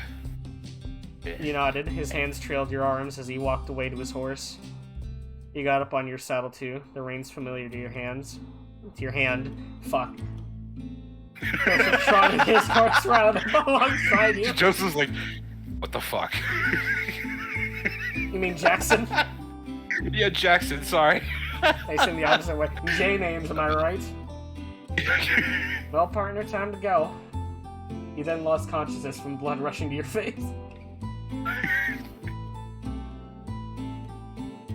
Oh my god. Okay. Wait, Joseph, just promise me. If something goes wrong, you'll run. Promise.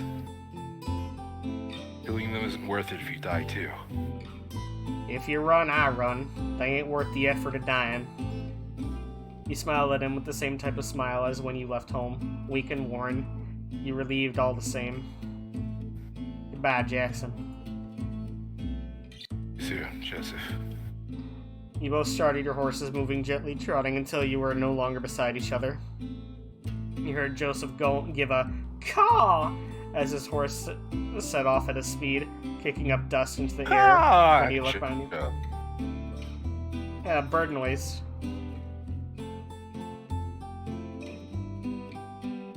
You set your own horse into a gallop, the rush of the wind in your ears as you rode through and out of Clemency. Back to your gang. Back to the men you were plotting to kill.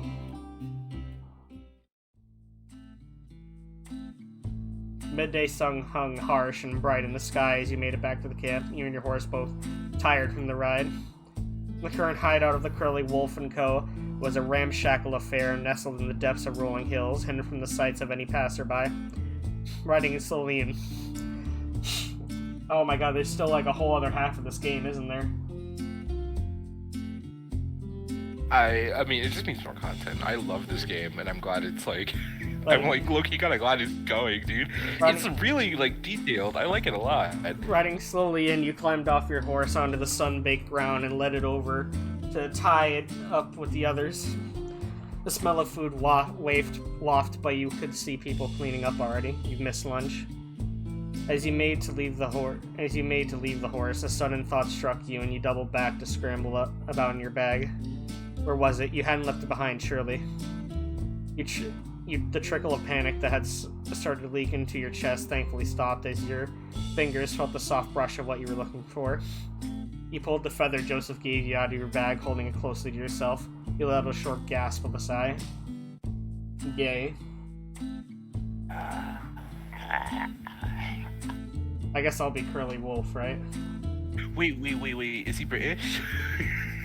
I mean, I guess I'll be British. I can do a British accent. Oh my god, dude. British. Alright. Oi!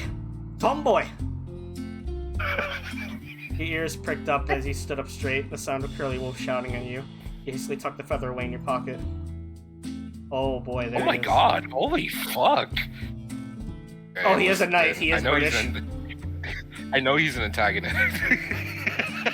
You turned and made your way over to Curly, eyes down on the ground, avoiding the looks of the others. I know he's an antagonist, but that design is really fucking good. You know how things work around here, don't you, tomboy? Yes. Curly grabbed a handful of your poncho, pulling you forward, stumbling back before roughly shoving you to your feet onto your back. You leaned down to take a fall by now. You didn't scramble, you just let yourself lay on the dirt for a moment, waiting. Get up. You pressed your hand to the ground and got up. Not too fast, not too slow.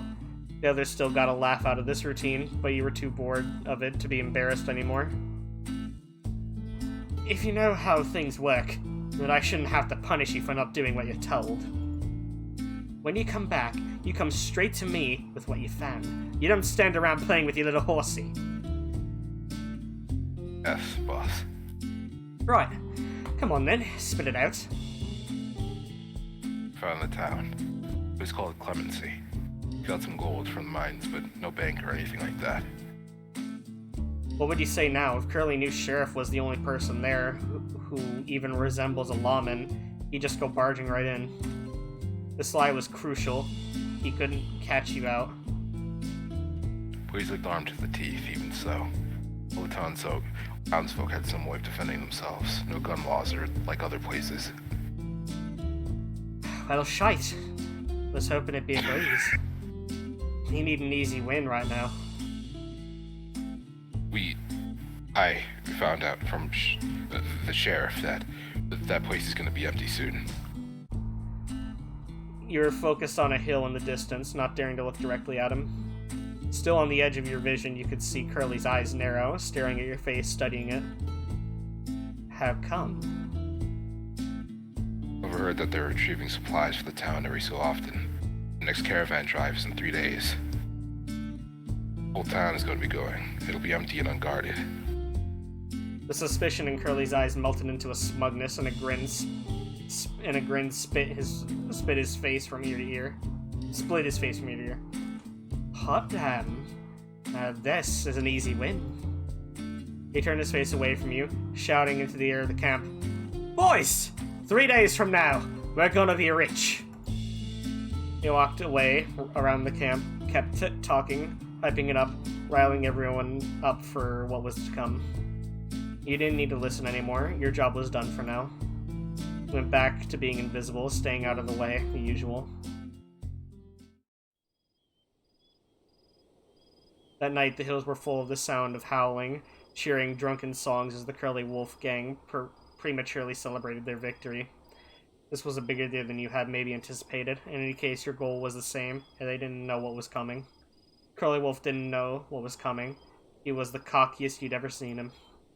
The days after were a blur. If you weren't needed to help with some menial work somewhere in the camp, you were just sleeping in your tent, trying to avoid the blazing heat, keeping out everyone's light like you always did. Waiting, just like everyone else, for the day you dried out. We're 1 hour and 50 minutes in, but you know what? If we go into hour 2, I don't give a fuck. We're finishing this tonight. Yes. Curly gay as hell, you can't lie to me. Listen, he's British. You sure you want that, Chris? I'm just saying. Hatsune Miku does not talk to British people. You remember that video? Yeah! On the night before you were due to leave, you snuck out of your tent, out to where no one would see you. Away from the camp, the sounds of it echoing lightly through the air, you clambered halfway down the hill and sat. You didn't do this often. You knew when someone might come to your tent, needing to drag you away for something. You couldn't risk it often, being unfindable, but you thought it's important enough to do tonight. You come out here and breathe in the cool night air, to stare at the sky across the horizon at the blink of the stars in the sky, trying to pinpoint constellations you were told about when you were much younger. You wondered if Joseph knew any. You didn't think about it at the time. The feather was in your pocket still, the safest place you could think to keep it. At night, when the lights were out and the tent was filled with the sound of someone snoring, you'd hold it in your hand, flickering through it with the claw of your thumb, feeling the smoothness against your fingers, just for a bit before you put it back. It helped you get to sleep. Again now, while you were alone and sitting under the stars, you pulled it out of your pocket, fiddling with it in your hand, feeling it tickle the pads of your palm. Your mind wanted to wander, to think about important things, to think about all the ways tomorrow could go wrong, to think about what might happen to you both. You didn't let it. The feather helped too. For once, you let yourself be calm. You'd see him tomorrow. Until then, worrying would do you no good. You imagined that was the kind of thing he'd say to you if he was here, sitting next to you. You imagine the imagined weight of this head on your shoulder, the thought of his warmth sidled up next to you. All the things you wouldn't feel again if you lost him. You'll see him tomorrow.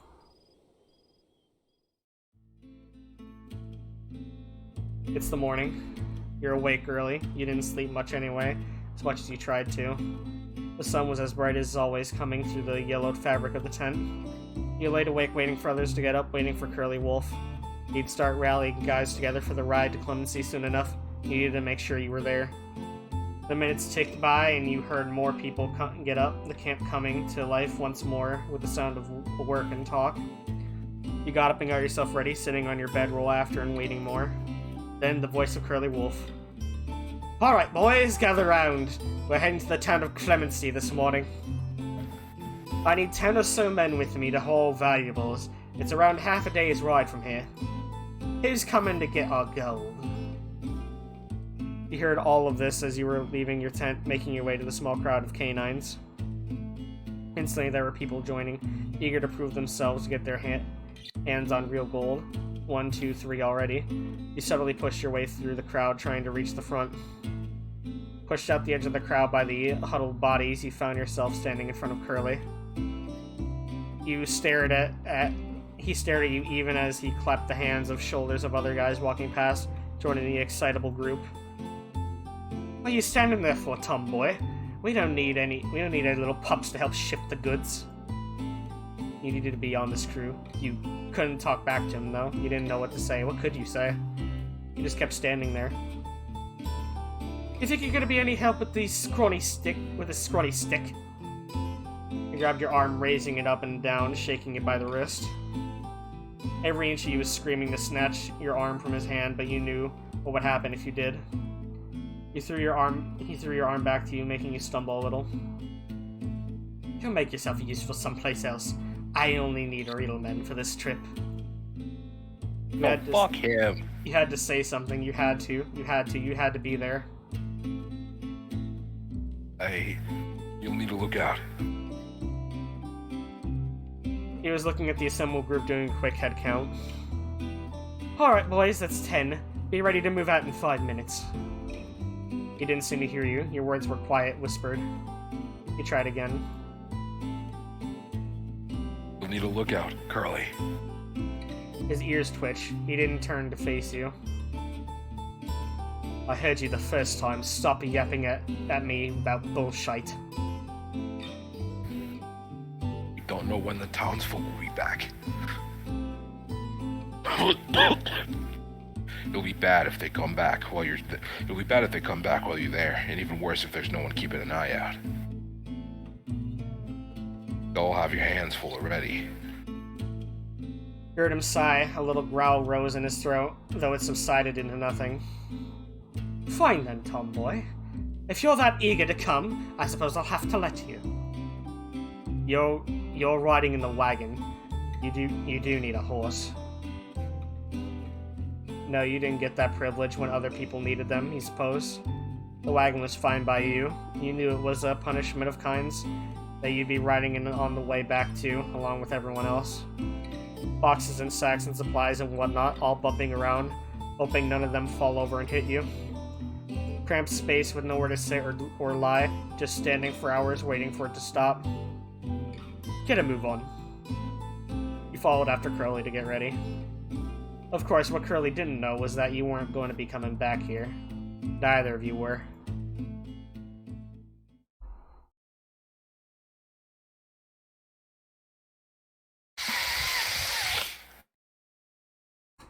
Jin? Yeah. What was that? I was taking in the fresh desert air. Did you sniff Curly Wolf? No, there's no one to sniff. He's a dick. I don't like him. Like, actually though, he sucks.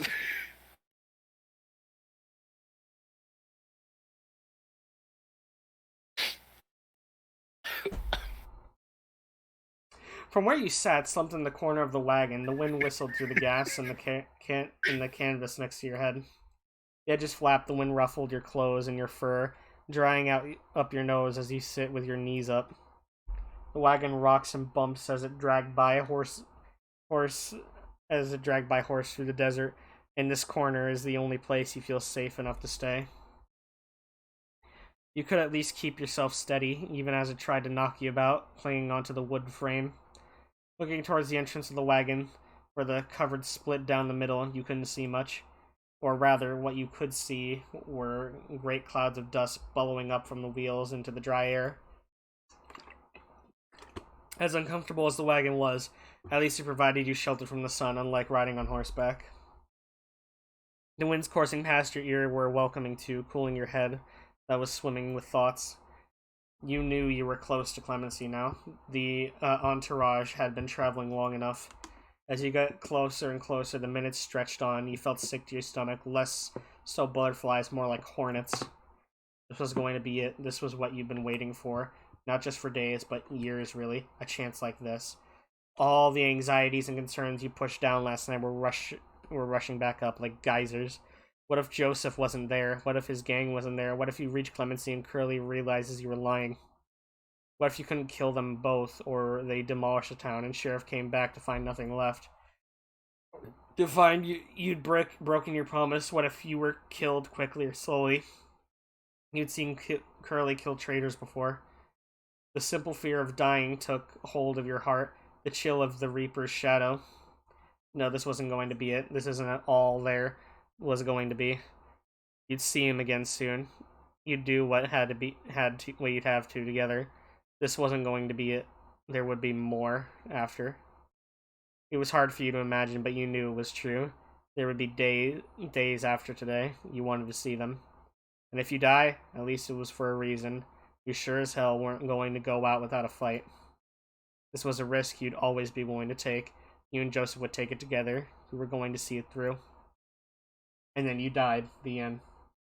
No. Jin is submissive and breedable? Yes, he is. You steal your revolver.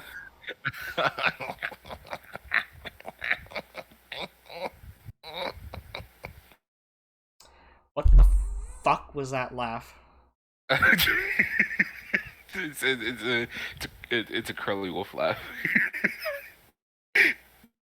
It just slipped out. I'm sorry.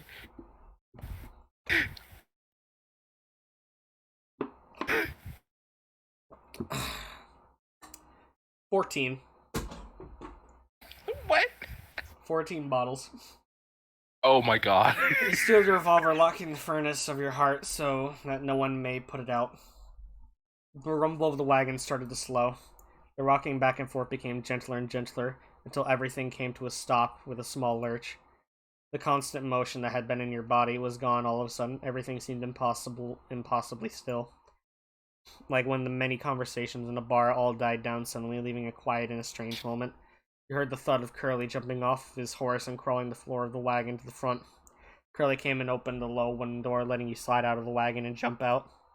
The light of the late morning sun was blinding, and you held your arm over your brow to shelter your eyes. As your eyes adjusted, the bright desert became clearer, hazy rock formations in the distance became familiar. Walking around the wagon, you saw the shapes of buildings that set your teeth on edge in the town of Clemency. Here we are, boys. What a shithole. No one here, at least. We'll take what we're here for and leave sharpish. Won't know what hit him. Ain't that right, tomboy? He slapped you hard on the back. There was an anticipation in the air amongst yourself. This was a place that they'd been waiting for. You've been waiting for it too, but the anticipation was not of eagerness. Even if your brief visit here, many things had happened. In some way, being back in Clemency was comforting. Despite that, you couldn't ignore the chill in the veins at the prospect of what will come next. There was no backing out now. It felt like those few times in the past when the fuse of a stick of dynamite had been lit and you were still holding it. There was only one way to give a few moments more until the spark reached the end of the wick.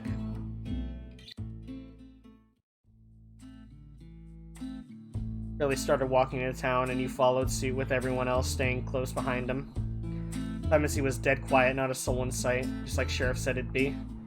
He studied the town and he walked through the main street, peering through the windows, drawing up plans in his head. Every building you walked past filled you with a little more fear. You were still waiting for something to happen. For anyone else to appear, soon enough Curly would get started for real, and ask where the goal was supposed to be.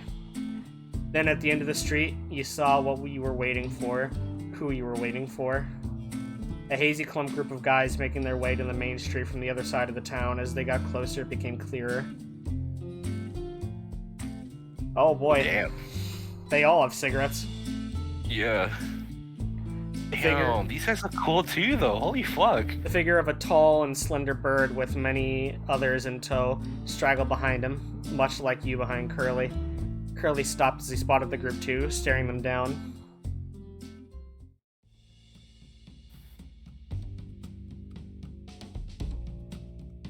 This is it. Oh my god. Now who the hell is that in my town? He started walking again with purpose and menace, and they quickened their pace and turned towards you. You felt your heart beating in your chest now, reaching up to your throat, blood rushing, adrenaline starting to build in you.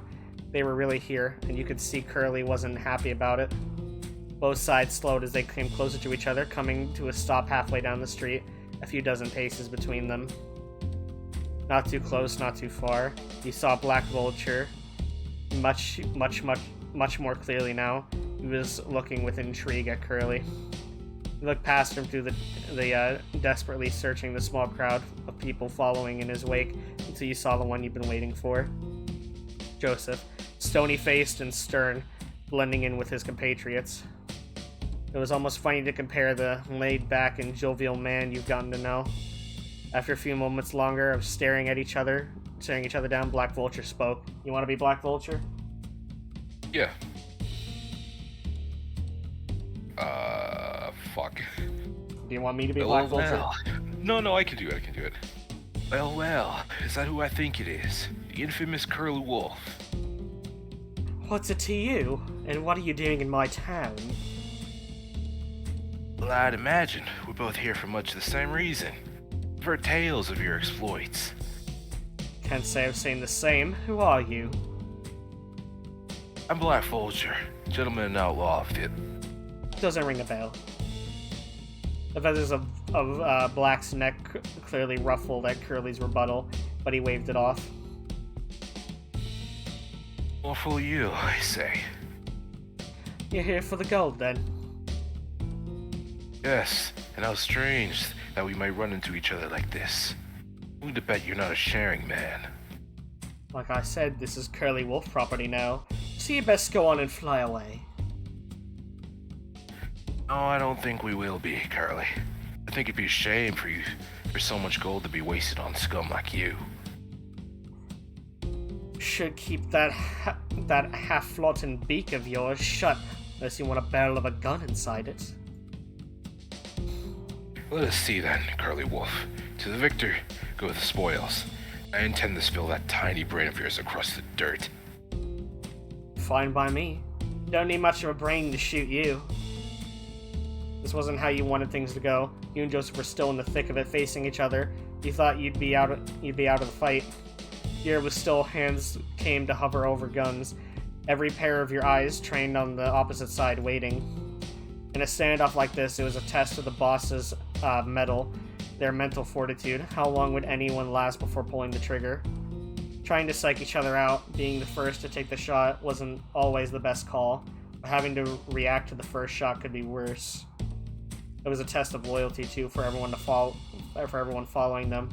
Your underlings couldn't step out of line or take the shot themselves. To break rank early would be a betrayal, but when bullets went flying, it was unpredictable. Staying meant to risk to yourself. You knew Curly was a good shot. He had the upper hand here, but you were reminded of something Joseph told you. Black Vulture wasn't the shootist. He had someone else for that. He could brag, but he wasn't the real one. You thought about whether Curly should know. Oh no, fuck. This is important. Yeah. Did not. Oh god. Oh fuck. What do you think we should do? I don't fucking know.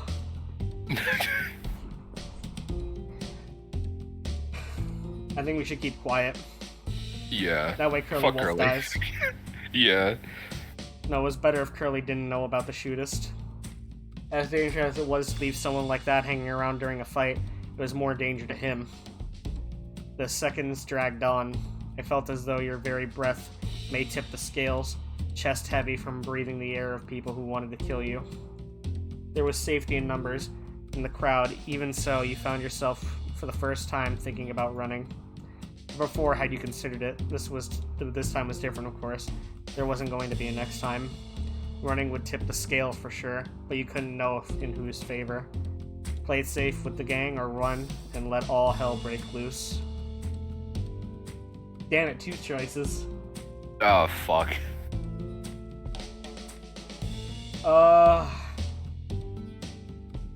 Run. Yeah. You had to run. Staying wasn't worth the risk of getting shot. Not here, not this time. across the impossibly long feeling gap between Curly Wolf and Black Vulture's gangs, you look closely at Joseph, catching his attention. He nodded once at him. Fuck, I'm getting tired of that. And he nodded back, understanding. If one ran, you both ran together. To your right side, you spied a gap, an alley between two buildings near to you.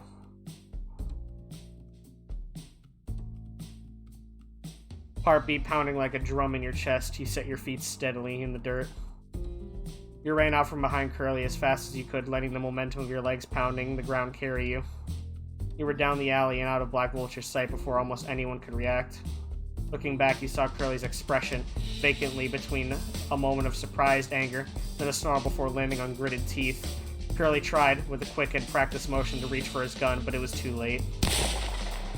A shot rang out and a sharp whiz in the air was cut short when a wet thud and Curly flinching hard. That was all you saw before you took off, as did everyone else in the town, it seemed. You heard the scuffle of many shoes. Curly was the most dangerous person here right now. Even when hurt, you were glad to be making distance from him. As you ran through the houses that lined the main street, many gunshots started to fill the air, loud cracks that echoed down the alleyways. You kept running through the maze of houses as far as you could get, slowing down as you reached the last of them. These horses led to a hill that sloped into the rest of the town. You stopped into the shed and leaned against one of the wooden wall paintings. The fight continued and you listened. It didn't seem to be moving away from the street much. You would be safe elsewhere in the town. You needed to find Joseph now. That was all you focused on. You'd be safer together. He ran when you did as well. You slid your gun from your holster to grip the metal, small comfort in your hand.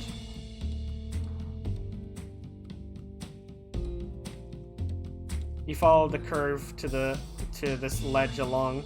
You'd reached the other end of the street where Black & Co. were. Joseph couldn't have gone far. You started walking carefully, listening and looking at each alley before crossing steadily, making your way past the houses. It wasn't long before you heard someone near you shouting familiar. You heard the scuffle of feet in the dust before two figures burst from behind the house, one chasing the other. This was Black and Joseph. Black got hot on his heels, and you saw him grab the back of Joseph's shirt as he tried to run away. He kept running and crashed into Joseph, sending them both tumbling down the rocky incline, kicking up clouds and dust as they did. You ran over to the edge where they fell, watching for a moment as they tried to get a hold of each other in the dirt. Clothes stained with brown patches of desert dust, their guns tossed and laying discarded near them. Joseph grabbed at Black, punching his side. You hastily holstered your gun. Why would you holster the gun? Yeah, like, I feel like having it out is a bit more of an advantage. Shoot Black. That came out wrong. Yeah, Parker? Shoot Black Vulture. we have fun here. Yeah. I'm not gonna get canceled on Twitter, right? Like we all know that was a joke. No, yeah. Okay, thank God. You hastily holstered your gun and slid down the hill towards them, stumbling as you hit the bottom.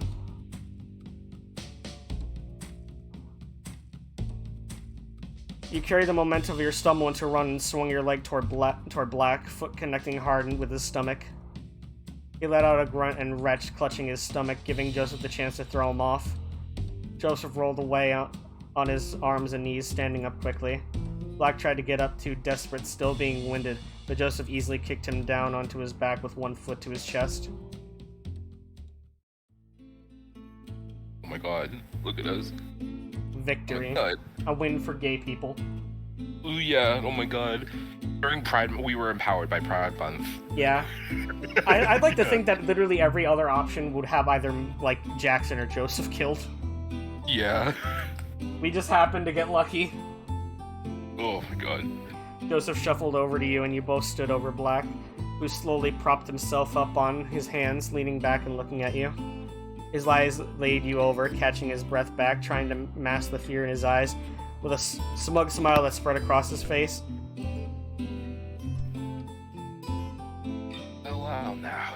Your little friend, Joseph. I'm Jackson. I'm another lookout. So, you're in league with this treacherous scumbag then. What a twist. M. Night Shyamalan. What? M. Night Shyamalan moment. It's a twist. Oh my god. What a twist!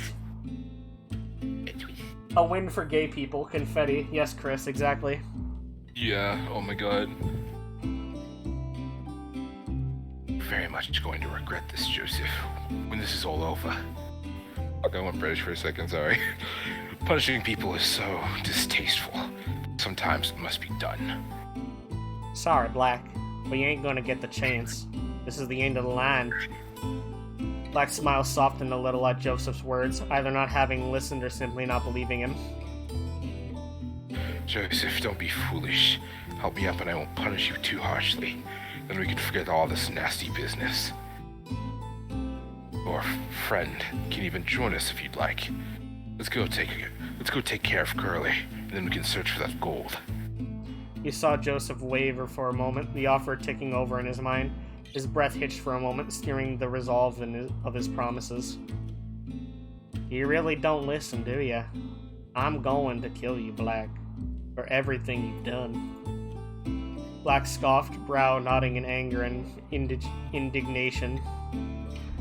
For everything I've done, you ungrateful little whelp. Tell you what I've done. I've been a gentleman. I've shown you nothing but kindness ever since you've joined me. I fed you, mentored you, brought you under my wing, and this is how you pay me.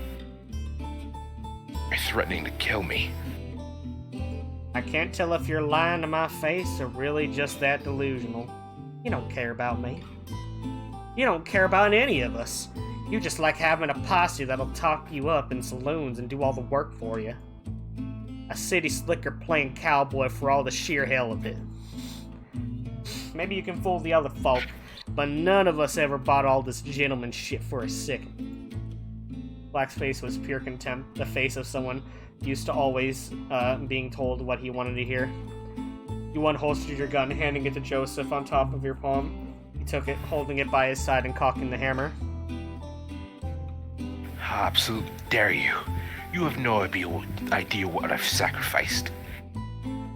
I gave up my life in the lap of luxury to rough it out in the desert for people like you. To live the life I was told stories about.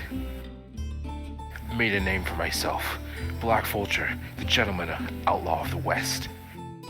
You're not a gentleman. You didn't do anything. Your gang made your name for you. Joseph made your name for you. He's more of a gentleman than you'll ever be. Black's brow furrowed and his eyes squinted at you, filled with the rage of a man who was never told no. The wind died down for a moment. Everything was impossibly still. Not a moment, not a sound. The whole world seemed to take pause, waiting. The stillness was broken as Black's body twitched. He threw himself towards his gun, scrambling in the dust to try and grab it. Joseph shot at him, missing the shot again as Black touched his gun. The bullet passed through his head with a spray of blood. Oh, fuck. So he missed the first shot and then got him a second time. Yeah. Black's frantic body felt limp, settling. A few moments passed, the sand under his head becoming a stained dark brown. Joseph turned to you. He was trembling, his hand fluttering. He grabbed the gun by the barrel and gave it back to you. You took it and holstered it again, quickly, stepping closer to put your arm around him. Oh my god. He was warm, and as he put his arms around you, you felt every shake and tremble of his head on your shoulder, arm tight across his back. You're alright. You're alright. Are you hurt? Black Vulture, I'm gay and going to take my wolf lover to a farm and grow crops and taste friendship. Boom. Oh my god. No, I'm just fine. A few bumps and bruises is all.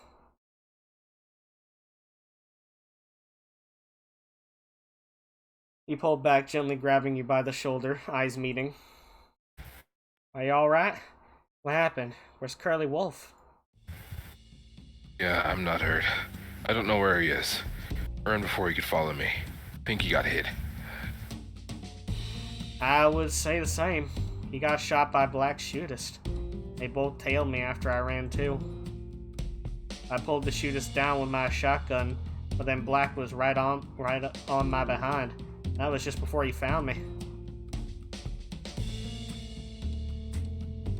Right. I think we should get to the saloon. Safest place in town I can think of. We can keep a lookout for Curly. Sounds like the fight's died down too. You think we could sneak across the street? You nodded. Joseph picked his shotgun up, and you both climbed back to the short hill, cautiously approaching the street.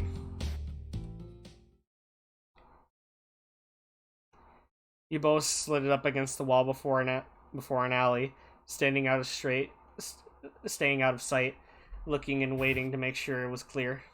You saw and heard no one, not from the street, and if you cut through here, you could get to the saloon quickly. Joseph thought it was safe bet too, and nodded you to go. You left the cover in the buildings, walking close to each other. As you round the corner, you walk past the thin slide door of a house.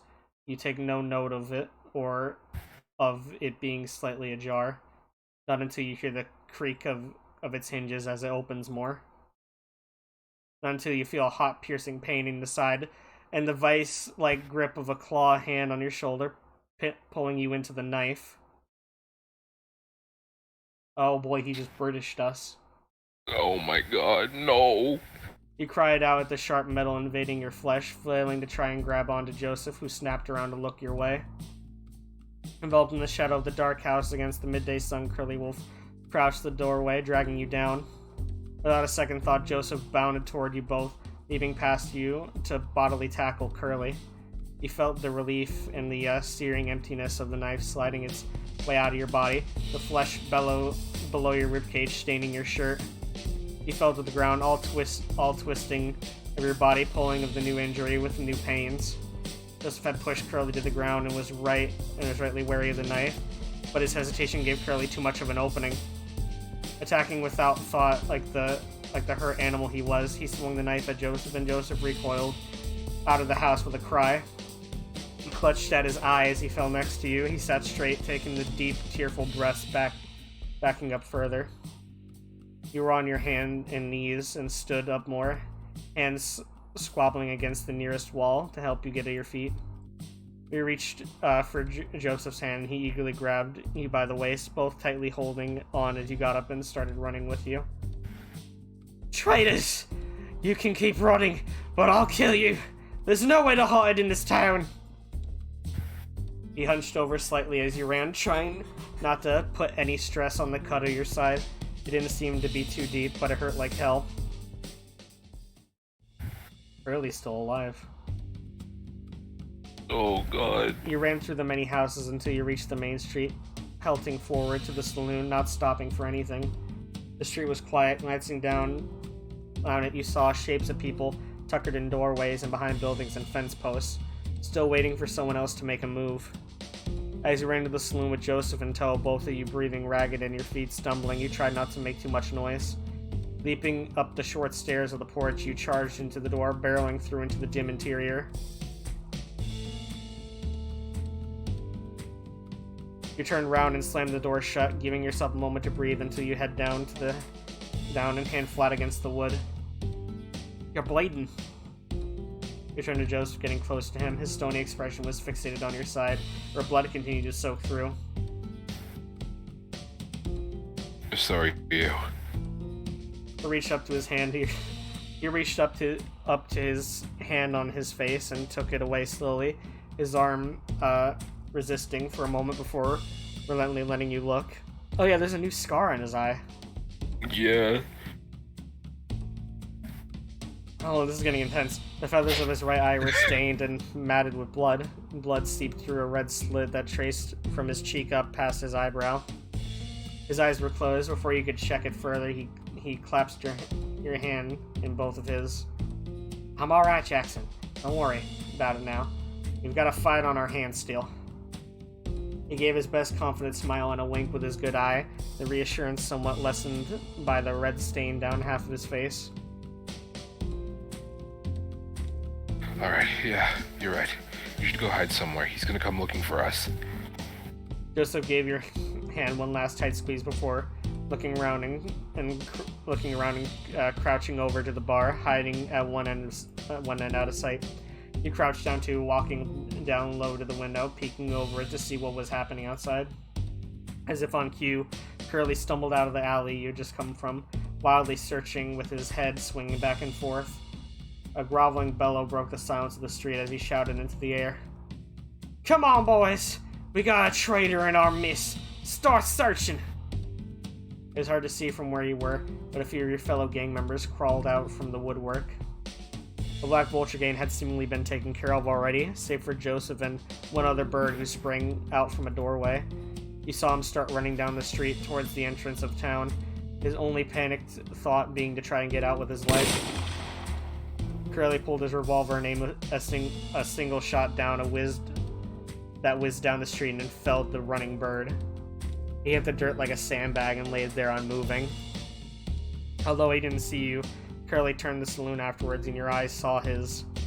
You jerked back from the window and head against the wall and covered your mouth to stop the yelp you've been about to let out. Perhaps it was just the stress, the sheer animosity of the situation, but you could swear those eyes made you feel like you were already half dead. You heard Curly make a hacking cough before calling out again. "Spread out and search around. They can't have gone far. It's the tomboy and some other bird." He peeked over the windowsill again. The small group of canines left to listen to Curly dispersed, walking with their guns drawn. This is getting intense. Yeah, oh my gosh. Is the gay gonna die? I hope not. I hope we didn't pick the wrong decision. Yeah. A couple started heading your way toward the saloon.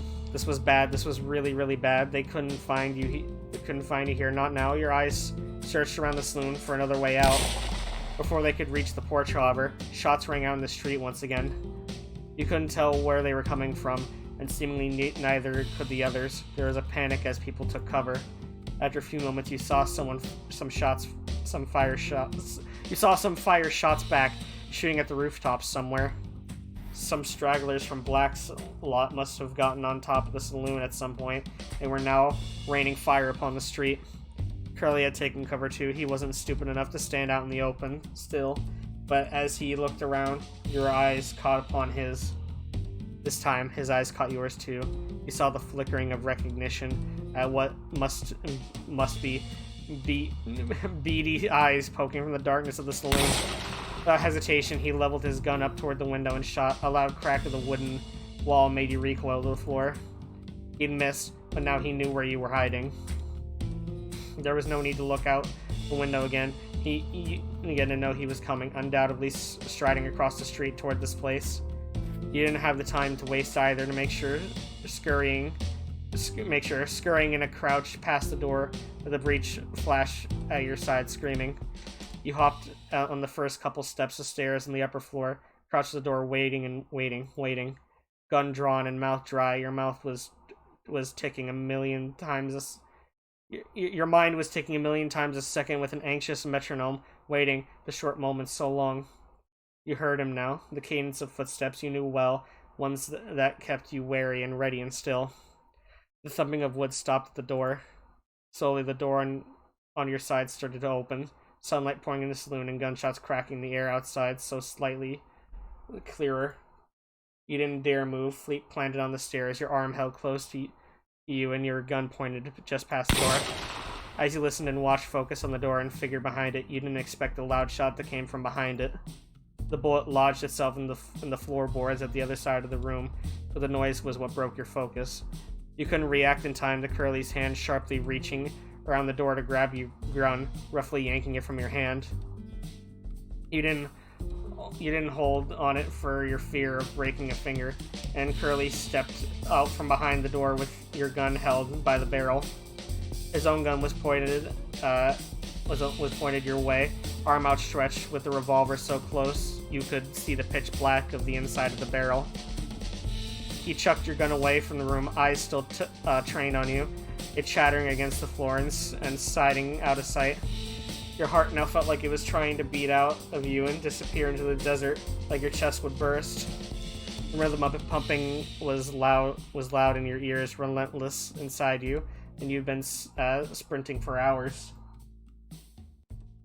Curly took a step toward you, and you tried to take a step back of your own, only to fall over onto the stairs, your back colliding on the edges. He took another step and another, gun still pointed out toward you as far as he could, and you clambered backwards onto the steps. Your hands scratched and scraped the wood, and your legs bumped against the stairs as you tried to get away on your back. Curly just kept looking at you all the while, savoring the moment, his face a smile of unmatched malice, teeth bared and eyes wild. Isn't this just the turnabout, huh? The pathetic Yellow Belly and the gang decided to stick up for themselves for once, only to end up at my feet once again. Quite ironic, don't you think? He let a short bark of a laugh. I never fucking liked you. Not sure why I even kept you around. You're stupid. But I guess you had enough of a brain rattling around in there to know I didn't like you. In the end, this is for the best. For the both of us. Putting a bullet in your skull will put my mind at ease with what to do with you. Finally. If I'd kill you before now, might have put down morale, becoming a pathetic sap that did no harm. I was just looking for an excuse all this time, wasn't I? He cocked the hammer of the gun with his thumb, a theatric to strike fear in you. His hand was shaking ever so slightly, swaying. Despite playing it cool, you could tell it was an effort for him to pull it back, the click of the chamber for relief in his arm. You saw now that he had been shot just next to his arm, next to his gun arm, a small red hole below his collarbone. I don't think I've forgotten about the bird you ran in here with. Once I've taken care of you, they'll be next. The panic in your heart coalesced as he spoke. You thought about Joseph, your breath settled in your lungs for the next moment. In that moment, you twist your body and kicked your leg, swung through the air, and your foot collided with Curly's hand. The momentum of your kick through his arm, stretching out his injury, sprang the gun from his grasp. His arm bent inward, and your foot carried the gun away from the banister, the bouncing, clattering against the floor. You didn't hesitate to scramble around onto your front and start trying to run for the stairs, Curly still reeling in anger at what just happened. A few clambering steps on your hand and knees were all you made before you were jerked back, your leg held aloft and dragging you. You fell onto the stairs, trying to claw at the landing you've just reached. Slipping as you were dragged, you collapsed and bashed your chin on the step, teeth chattering together in your skull. Curly had a firm grip on your ankle, and the panic in your heart once again was spreading through your body like a blood-clouding water. Your eyes twitched with a familiar sound, the sound of Curly's knife being pulled from his sheath. No, this wasn't it. This wasn't how you were going to die, scrambling around on the stairs of a saloon, being pulled by the leg by a butchering like a piece of wild game. This wasn't unbeatable. He wasn't unkillable. You saw it. He bled just like any other mortal man. He hurt just like the same as you. You hurt even more than him every day for years. Even now, the tiers of flesh next to your ribs were being pulled on as you clung to the stairs. Pushing off the stairs, you balled your hand into a fist, twisting your body, carrying the momentum in your arm and thrusting forward. You focused your eye on Curly's face and heard a crack of your fist connecting with the hand of his snout, knuckles hitting bone. Fuck him up! Again, you fell onto the stairs as Curly cried out, letting go of your leg and clutching on his nose. You weren't sure if it was more hurt by his bleeding nose or simply just pride for being caught off guard like that, but it was enough. In a few moments, he was reeling back on you, scrambling up the steps again, making it onto the long landing of the first floor. Running wasn't so easy with the cut in your side and your banged-up leg after falling onto the stairs. Even so, you moved as fast as you could, looking for something to help, some way out of this floor. You barely had the time to think about your next move before you heard footsteps bound up the stairs behind and across the landing. Curly was upon you again, and you turned yourself arm up, trying to shield against him as he flew onto you, tackling you to the ground. The full weight hit you like a stampeding horse, your body slamming into the wood floor to knock you wind out of you. Your head bounced off the floor as you fell hard, thankful for the rug underneath that softened a little of the blow. On your back, your vision swarmed for a few moments, coming to. You see the ceiling, and then the snarling, bloodied face of Curly Wolf above you. Oh my god. He pushed himself up to straddle you, yelling either side, pinning you down before you could think to wriggle away. You still pushed up and tried to get away, but it quickly became apparent to be fruitless as Curly was starting to chuckle with a growl. Where was this fight all this time, eh? This fire and attitude. Anyone would think you'd grown a spine finally.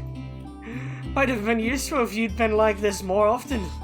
Not that it would change your fate now. Traitors don't get any special treatment, no matter how good they've been. Have to set an example. You know that, don't you? Curly raised his hand with a knife in it, twisting it in his palm to point downward and grasping tighter. Say your fucking prayers, kid. He raised the knife level with his shoulder, aiming it at your chest, and plunged downward. No thoughts could even pass through your head before your arm shot out, grabbing at the knife. Your hand slid past it and caught onto his fist, locking your arm straight, desperately keeping it from away despite his immense strength. Every muscle in your arm was screaming with the effort to keep him away, shaking the struggle of force between you and swaying the knife. All the bone and tendons in your wrist felt like they were going to snap as Curly still pushed downward, forcing your arm to bend. You didn't want to die. There was nothing you feared more right now than the thought of metal plunging into your heart. Every second felt like it stretched on. Curly's snarling, sharp-toothed grin was gone, now just a steely gaze that stared toward the knife's goal. You weren't strong enough as you kept putting up the fight. You just got weaker as his arm got lower and lower with yours in tandem. But it was so close now that you could smell your own blood still on it.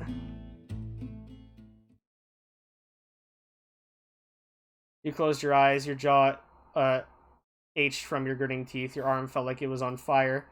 With might be your final breath, you gave one last hard push, stretching toward the sky, the knife edge pressed on your arm.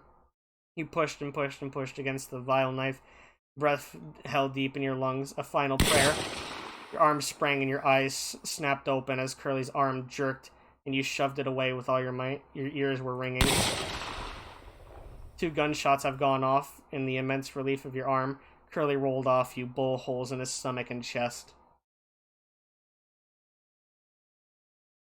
Let's fucking go. Oh my god. Let's fucking go. He tried to stay on his knees, but couldn't stop. Avi, you might want to refund yourself on that. I can't. I don't have anything to drink anymore. Kick him in the dick. Give him the old dick twist.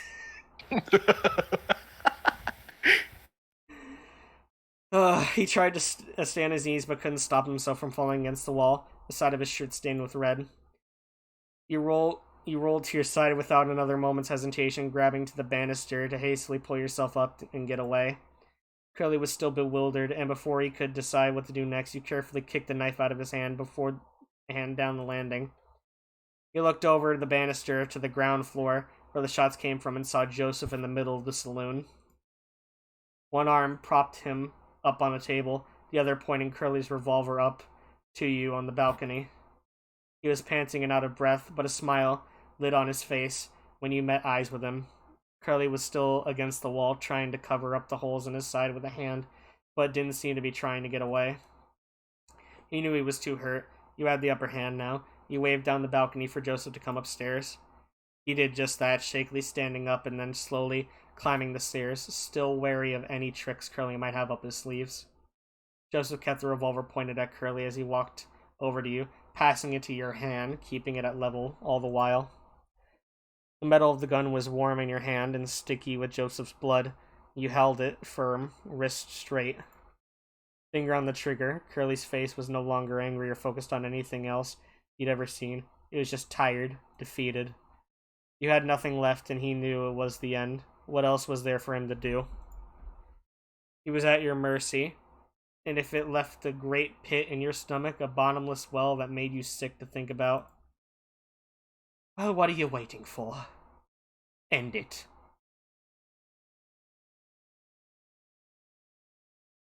Say your prayers then, boss. We both know you're going to hell anyway. He grinned at you, wariness in his eyes, but a smugness in his smile. Don't worry. I'll save you a spot down there. Not that you'll need it after all you've done. You squeezed the trigger slowly and felt the click and pop of the chamber before the deafening bang that left a hole in Curly's head. He slumped against the wall and sat limply like a child's discarded doll. And guess that's it then. Pretty much. There's still a fight going on outside, but it's not ours. He looked at Joseph, one eye bloody and swollen and staining his feathers red, the other wide and staring at Curly on the ground. He holstered the gun and gently touched your hand to Joseph's. Brushing his palm, he felt your hand in turn, fingers intertwined. We should wait up here till it's over. Safer. I think these here are the rooms Bartholomew mentioned before. You want to rest in here? You thought about it for a moment. Your only worry was whether you might get blood on something that when Bartholomew came back. Though considering the state of the saloon already, you thought, what the hell, you'll deal with it later, together. Alright. That seems good. Already a bit along the landing, you walk together toward the furthest room. Twisting the handle, you open the door with some haste, shuffling inside together. You turned and closed the door as quietly as you could, still bumping against the frame of the handle, creaking as it turned beneath your hand. You waited there, facing the door, giving yourself a moment, breathing slowly, feeling metal in your palm, gripping it tightly. Can I go off on a tangent real quick? Yeah. Why can't I write like this? I'm gonna be honest with you, it comes with time. That is the number one thing, is just like, it definitely comes with time. I just look at this, and then I look at, like, the in-game verse stories that I've written so far, and I just feel like, yeah, I'm kind of shit. No, I do the same thing. I'm reading, like, okay, I'm reading this fic right now.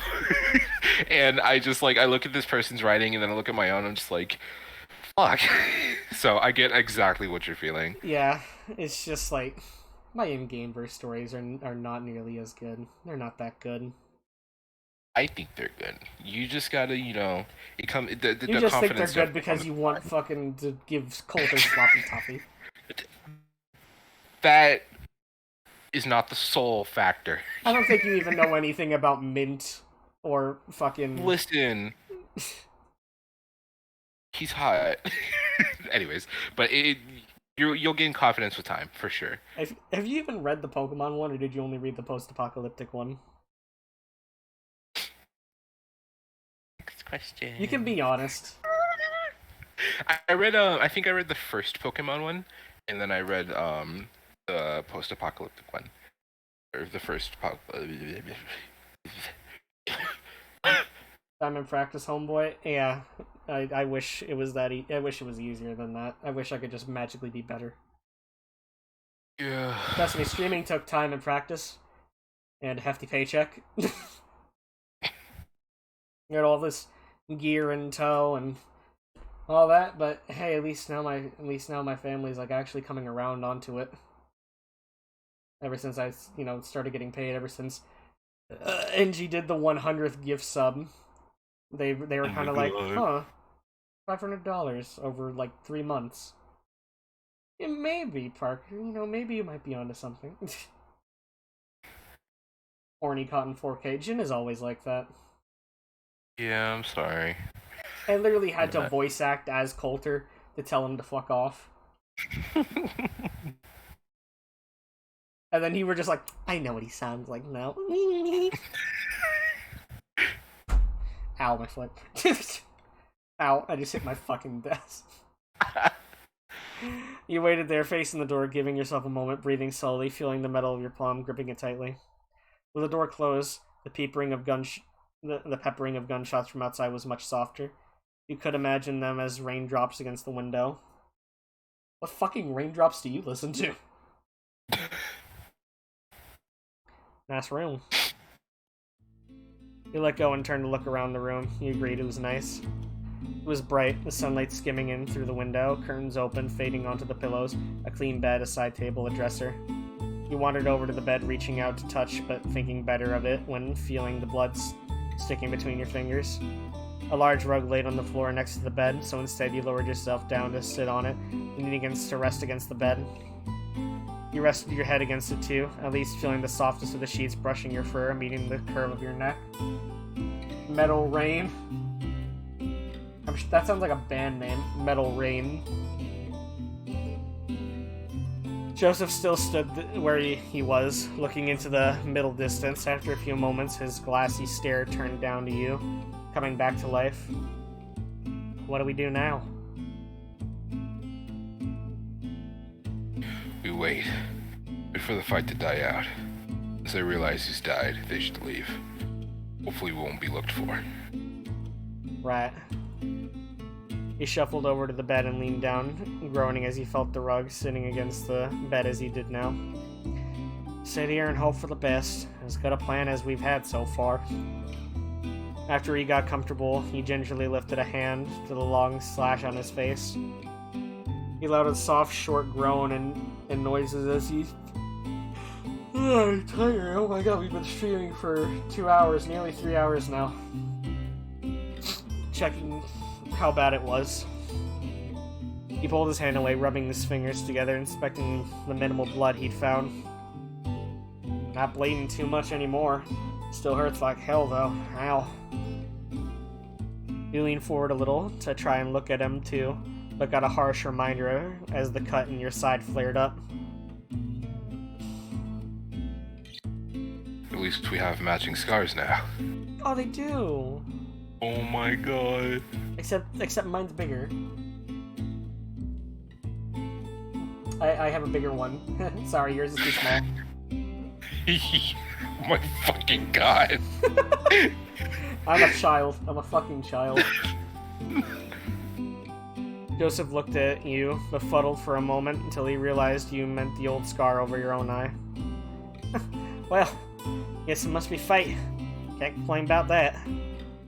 He smiled at the thought too, reaching a hand over a little to touch the slice in your side. You were lucky. It had gone past the ribs, not through them. If he'd twisted the knife in, it might have been different. Joseph reached over to his face again, still testing his eye. Hey, stop that. You'll make it worse. He put his hand down shyly, like a naughty kid caught in the act.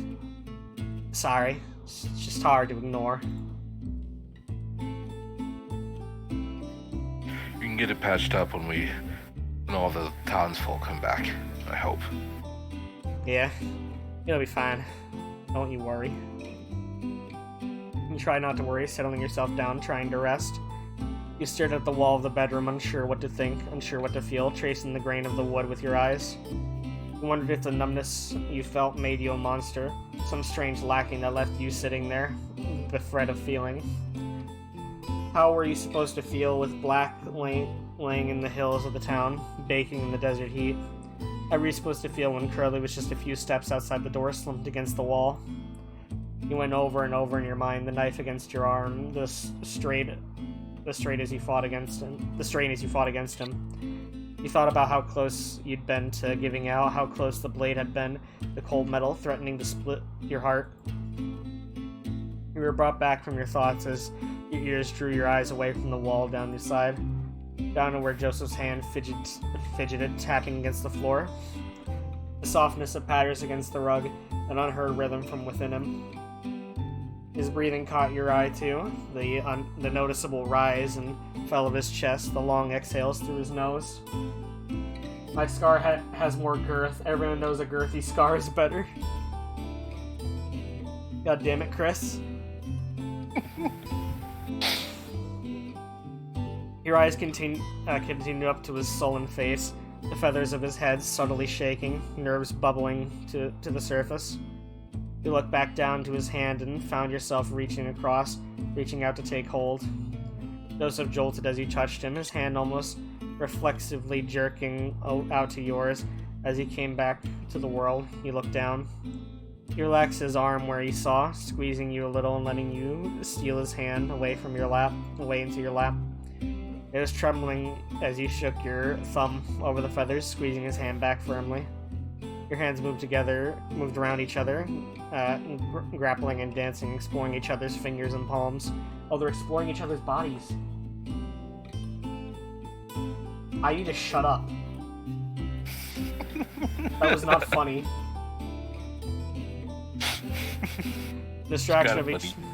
It's not that funny. Sometimes I wonder what Cole and the other developers think when they watch our VODs and stuff. Like, do you think they're like, oh man, that was funny, or it's like, what is wrong with these two? Why don't we let them play our game? Yeah, they're probably like, what the fuck? What is wrong with these two? Yeah.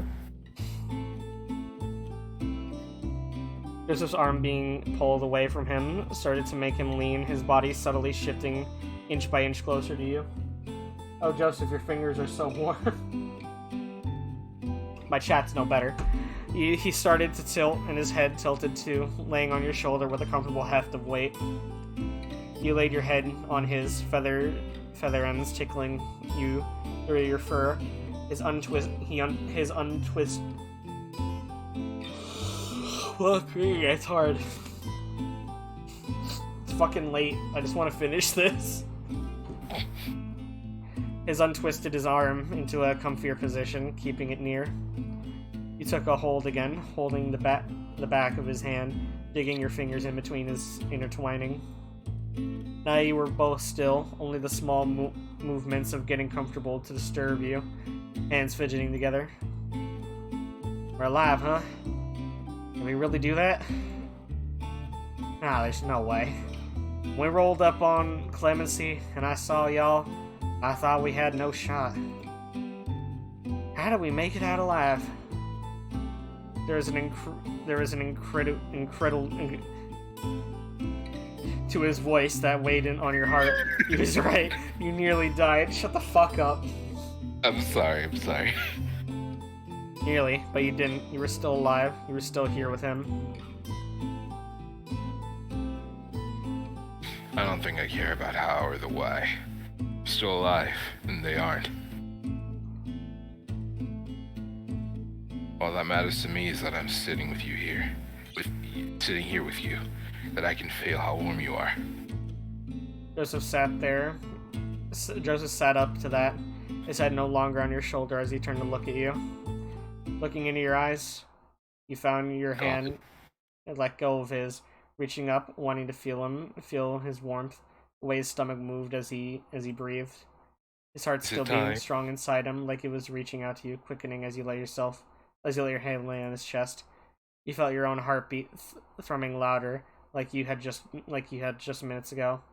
Not out of fear this time, not that kind. As you reached past his shoulder, he closed his eyes as your hand rubbed gently up his neck, feathered, fluffing, stroking up till you cupped his face.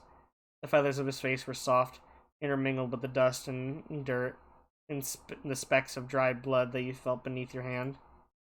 He opened his eyes again, those big honey gold and brown rings that started to flicker around your features, studying you, looking at you in a way you didn't think you ever have been before. He cleared his throat a little, dry and unsure of his words, but wanted to say them all the same. You know, did I ever tell you how handsome you are? You couldn't help your little snort as you laughed, turning your face away, giggling over the nervous trip of his words. The power of love kept us alive. The guns too, but mostly love.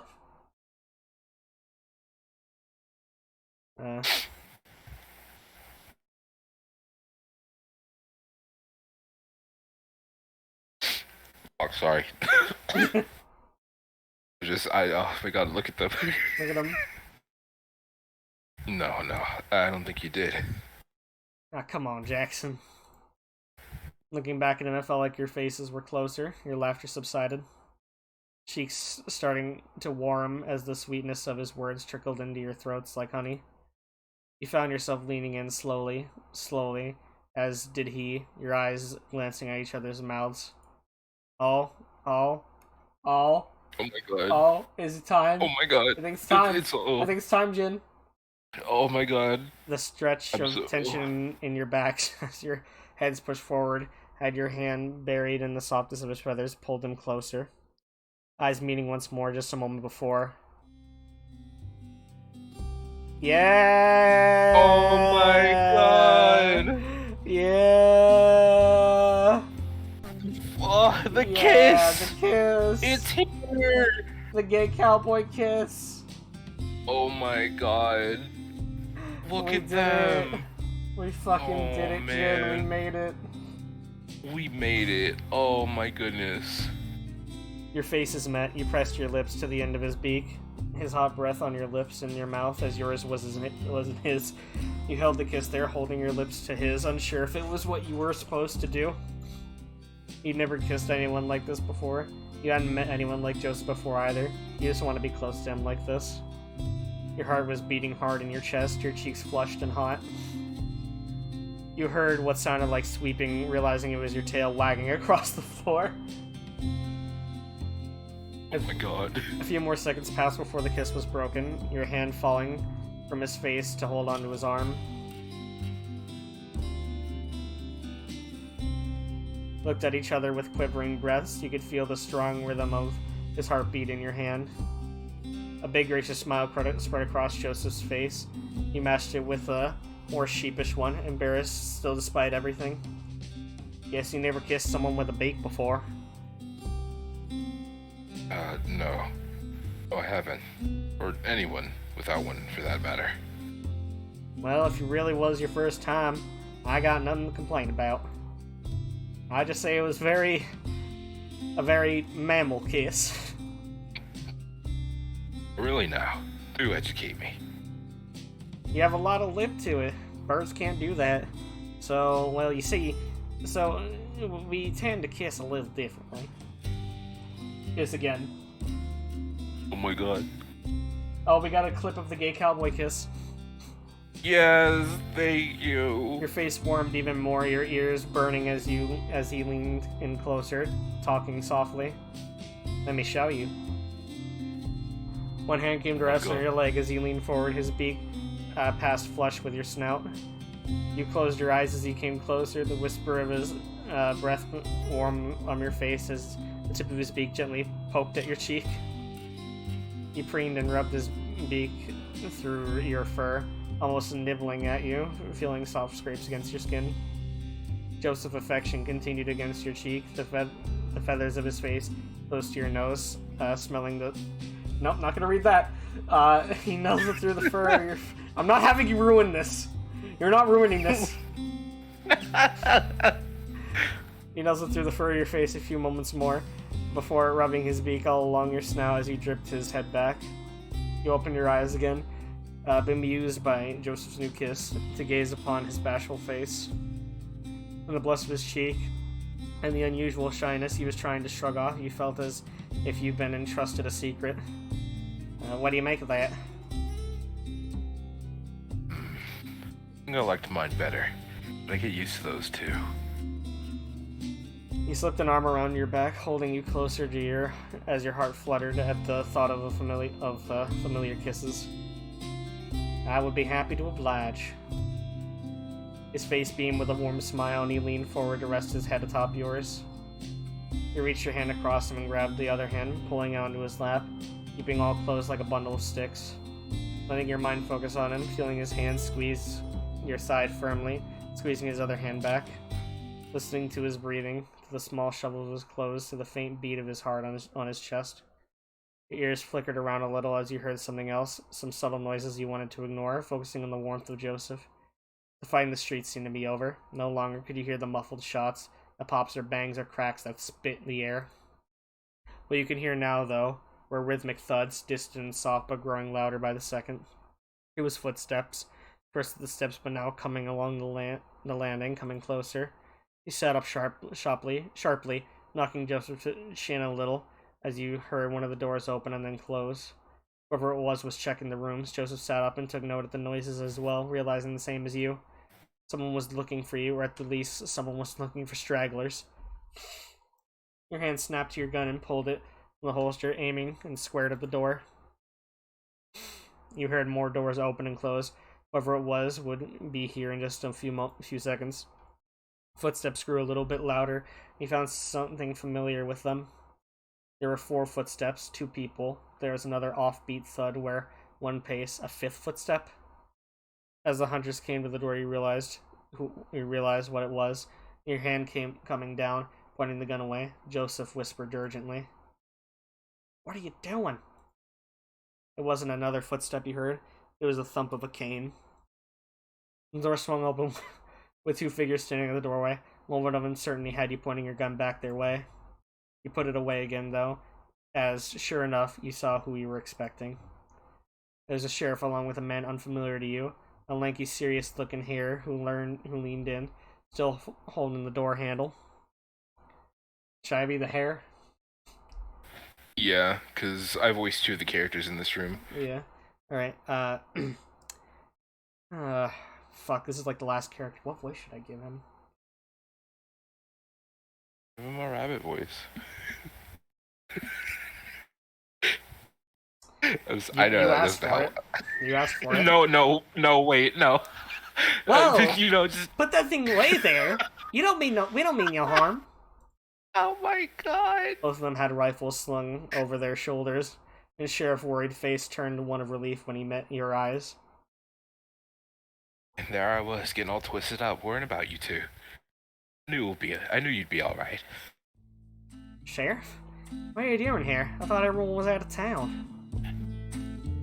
Well, everyone is except for us. Oh well, I should introduce you. This is Matthew. He stayed behind to help me. I couldn't go with everyone else. I was worried about the town and you boys. So Matthew and I stayed here to help however we could. We were up on the roof, shooting that as a distraction. I hope it was of some... Oh, that was them. I hope it was of some help. Rabbit yeah, it was. Voice. Oh, Thanks, Jim. I had a Very feeling. helpful.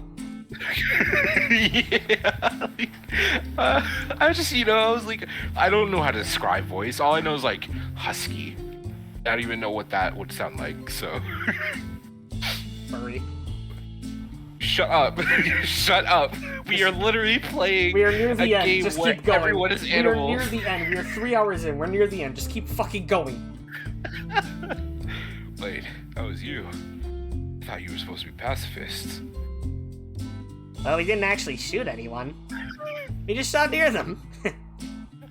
Trying to tip the scales in your favor and give them something else to worry about. Looks like that made the saloon a bit of a target, though. Bartholomew's not going to be happy about this mess. I'm sorry. Do whatever we can to help. Matthew waved it off cheerily. Don't worry. My husband's a very forgiving man, but the saloon is like his baby. He'll want to know you're alright, but after that, he's just gonna want to fix it up. So this was the husband. You didn't think your first meeting with him would be like this. Seems like you got banged up pretty bad too. I don't know if I should have done more. I am curious, Matthew. What's it like dating a guy whose every end and word is "Hello, Mario"? It's a struggle.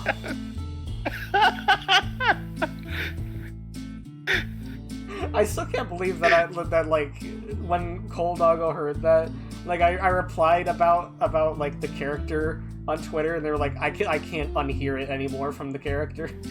Oh, no. I ruined Bartholomew for Paul, I think. No! It's just always "Hello, Mario." I mean, they thought it was funny. Oh, I can't start. I will not be able to stop. We shot them with friendship and lead. No, I think you may well have saved our lives. You knew the danger of what we were doing. Thank you for helping us like that. Didn't have to. Yeah, thanks. We owe you one. Don't mention it. We'll ask you for your help when you're better. Right now, you need some seeing to. Luckily for you, the town doctor's here. Where? You're looking at him. I do not trust you. Not with that horse. Are you gonna drug me? Yeah. just straight up honest about it. Yeah. You were way too honest about that. Yep. Open wide. Sorry. Nothing to apologize for. We've all had quite the day. What happened to everyone else? Told them to leave.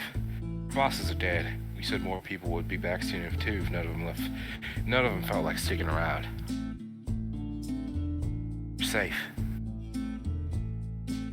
Inside yourself, there was some deep sigh of relief you didn't realize you'd been holding on to, like you hadn't breathed right for days.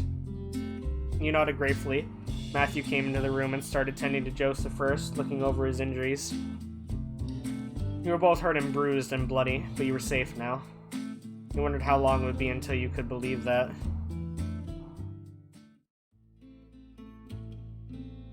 You're not sure if you knew back then, or when you realized that you'd carry the scars from that day for the rest of your lives. You and Joseph were put in separate rooms at the saloon by Bartholomew, who insisted you stay so Matthew could treat you both. The month you spent resting and recovering was full of sleepless nights. Nightmares came often, some more vivid than others. You often woke in the early morning to find you in your bed sheets drenched in sweat and piss. Some nights were just... I had to, I thought it'd be funny. Yay, and a doctor? Damn. 2 for 1. Some nights you were woken by Joseph shouting. Those nights you'd sit up in bed waiting for him to come into your room and crawl in, lying with him until he fell asleep. Other nights where you felt shaken and sick by what you dreamt about, you'd wake him asking if you could sleep in his bed. Neither of you talked much otherwise. You kept yourselves in your rooms resting, doctor's orders. You weren't sure if there were benefits, but Matthew brought some medicine occasionally. Often some concoction involving whiskey. He was drugging us. He joked about the drugs. He joked about the perks of having a bartender for a spouse. The taste was vile to you still, but you found it helped just a little. It was odd. You thought that the respite of bed rest felt like just as much work as being up and about at the camp. Sometimes felt like resting was the last thing you were doing. As the days rolled by, there did come the point you've been waiting for, where you both were feeling fit enough to get up and do something. You'd still kept the saloon, only seeing a handful of familiar faces at odd times. The saloon was already cleaned and mostly fixed up by the time you were recovered enough to lend a hand. Felt like you missed your opportunity to help out, but Bartholomew assured you he'd need help with new windows were to be fitted. Up in Grinder in a hospital complex, there are a lot of gay doctors. Oh my god. He'd also brought up that neither of you had joined in on the nightly gathering at the saloon. That now you were better, everyone would love to see you. You'd heard the gathering all those nights you'd been resting. Attendance waxed and waned, but every night the saloon was bustling and merry. Full of people enjoying each other's company, singing songs, telling stories. The idea of being in the midst of that crowd put ice in your stomach. Joseph happily agreed to come along to the next gathering. You knew really that it would be great to be around people. Oh my god, we're still going. God, how much longer is this? Now here you were, standing in front of the window in your room, looking out past the vague reflection of your face in the glass. Night had fallen, lights and houses down the street snuffed one by one as people left for a saloon, downstairs filling up from the town. Already you could hear the muffled sounds of mingling and chatter, spatters of loud laughs that had grown familiar to you through the walls. You kept looking out the window into the dark desert, knowing that you'd have to move soon, just wanting another second, another minute. You had to go. Go on, leave the room. A short sigh at yourself sent you off, walking across the room, the meekly opened door. You pulled it open just a crack, the warm lamp of the saloon spilling in, and to your surprise you found Joseph standing there. One hand raised above to knock on your door. He flashed you a little smile, clearly asking if you could come in. You opened the door just enough to let him in before closing it, leaning with your shoulder to the door. He stood close to you. Hi. Hi. Your greetings practically stumbled over each other, both clearly antsy, trying to get some words out. Are you ready?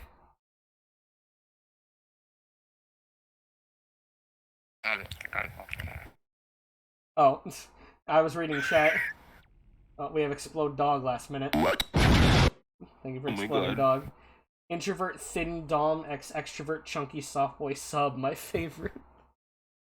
That's what Chris said. Is that what you would describe these two? I don't think either of them are dumb. I think this is just a double sub. I mean, it's just gay. It's just Be gay. Who you are. I mean, neither of these two show dominant, like, anything. You chewed the inside of your cheek a little as you thought. You wanted to be ready.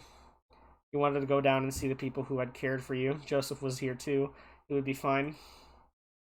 I'm not ready either, if it helps. I figure if we dilly-dally about it, though, we'll never be ready. Yeah, you're right. You sigh and Joseph patted you on the shoulder. A little reassurance to get you going. Alright, let's go have a good time. Asked the spirit. Joseph followed close behind you as you opened the door wide and stepped out, eyes adjusting from the darkness of your room. He closed the door as you left and you walked along the landing together, down the stairs, looking over the despaired crowd. Clemency was a small town, but with so many packed in here, it felt like even the busiest of bars you glanced inside of before. As you neared the bottom of the stairs, you heard a voice call out. Jackson, Joseph, over here!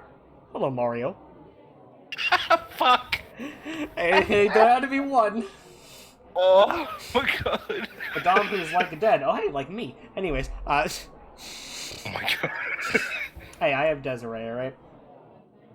I'm trying to find a voice actor for Desiree. I have plans. Yeah, I can do it, girl boy. No, you can't. You looked over at the bar and saw Bartholomew waving at you. Ew! His arm was stuck up high to catch you for the dog patrons. You can barely remember the voices of the characters you did hear. Yeah, that's true. Exactly. I have husky voice. It wasn't just him either. Standing at the bar were two familiar faces you were happy to see, named Jacob and Sheriff. He took Joseph's hand and walked through with him, excusing way past people to the bar.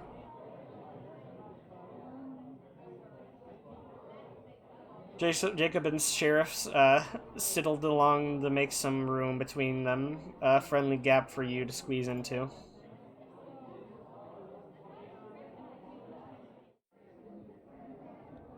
That's you. No, this is Jacob. Jacob? The turtle? was Jacob? The church? Old man? Fuck. Oh, that's right, Zhongli, okay.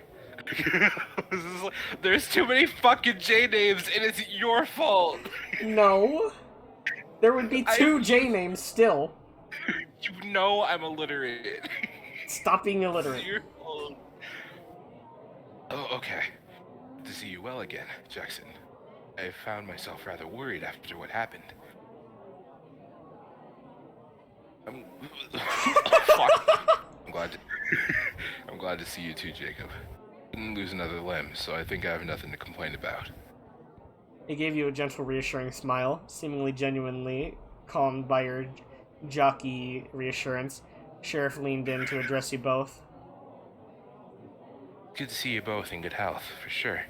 You'll even be in better health when we drink you down. Get a drink down you. Bartholomew. It's what I'm here for. On the house, fellas. What are you drinking?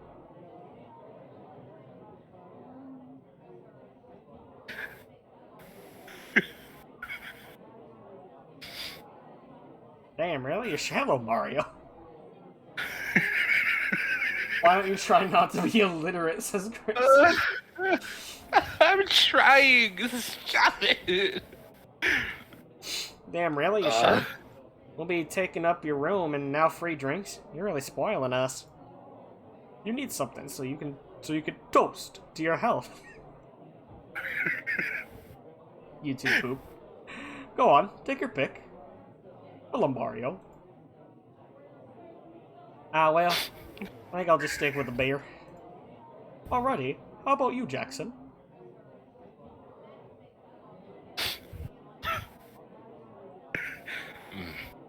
You do me a Hello, whiskey. Mario. I miss Bartholomew. You felt Joseph giving you a quizzical look. Surprised you choose such a hard liquor. Sure thing. Let me get on those. Goodbye, Mario. The way he zoomed out to the goodbye, Mario. That was perfect. Oh my god. He turned and bruised himself with finding what you ordered, and you looked at Joseph, his face still confused over your choice. What? What? I've acquired a bit of a taste for it. It's not because I have the same voice from a Dream Daddy game. Not at all. Nah, I can respect it. Just didn't see it being your kind of thing. Full of surprises, huh? Sure are. Just like that, voluptuous bird ass. Oh my god, shut up. We're near the end, we need to finish this. You felt a little blush rise in your cheeks as he gave you a wry smile. Bartholomew sat down a stout tumbler of whiskey alongside with a beer on the counter. You took your drinks as Sheriff started to speak. That's more like it. Now, a toast to Jackson and Joseph. You boys pulled off something incredibly brave, and I'm thankful you made it. Hear, hear. Fuck, that's the same voice. Whatever. Hear, hear. I'm so bad.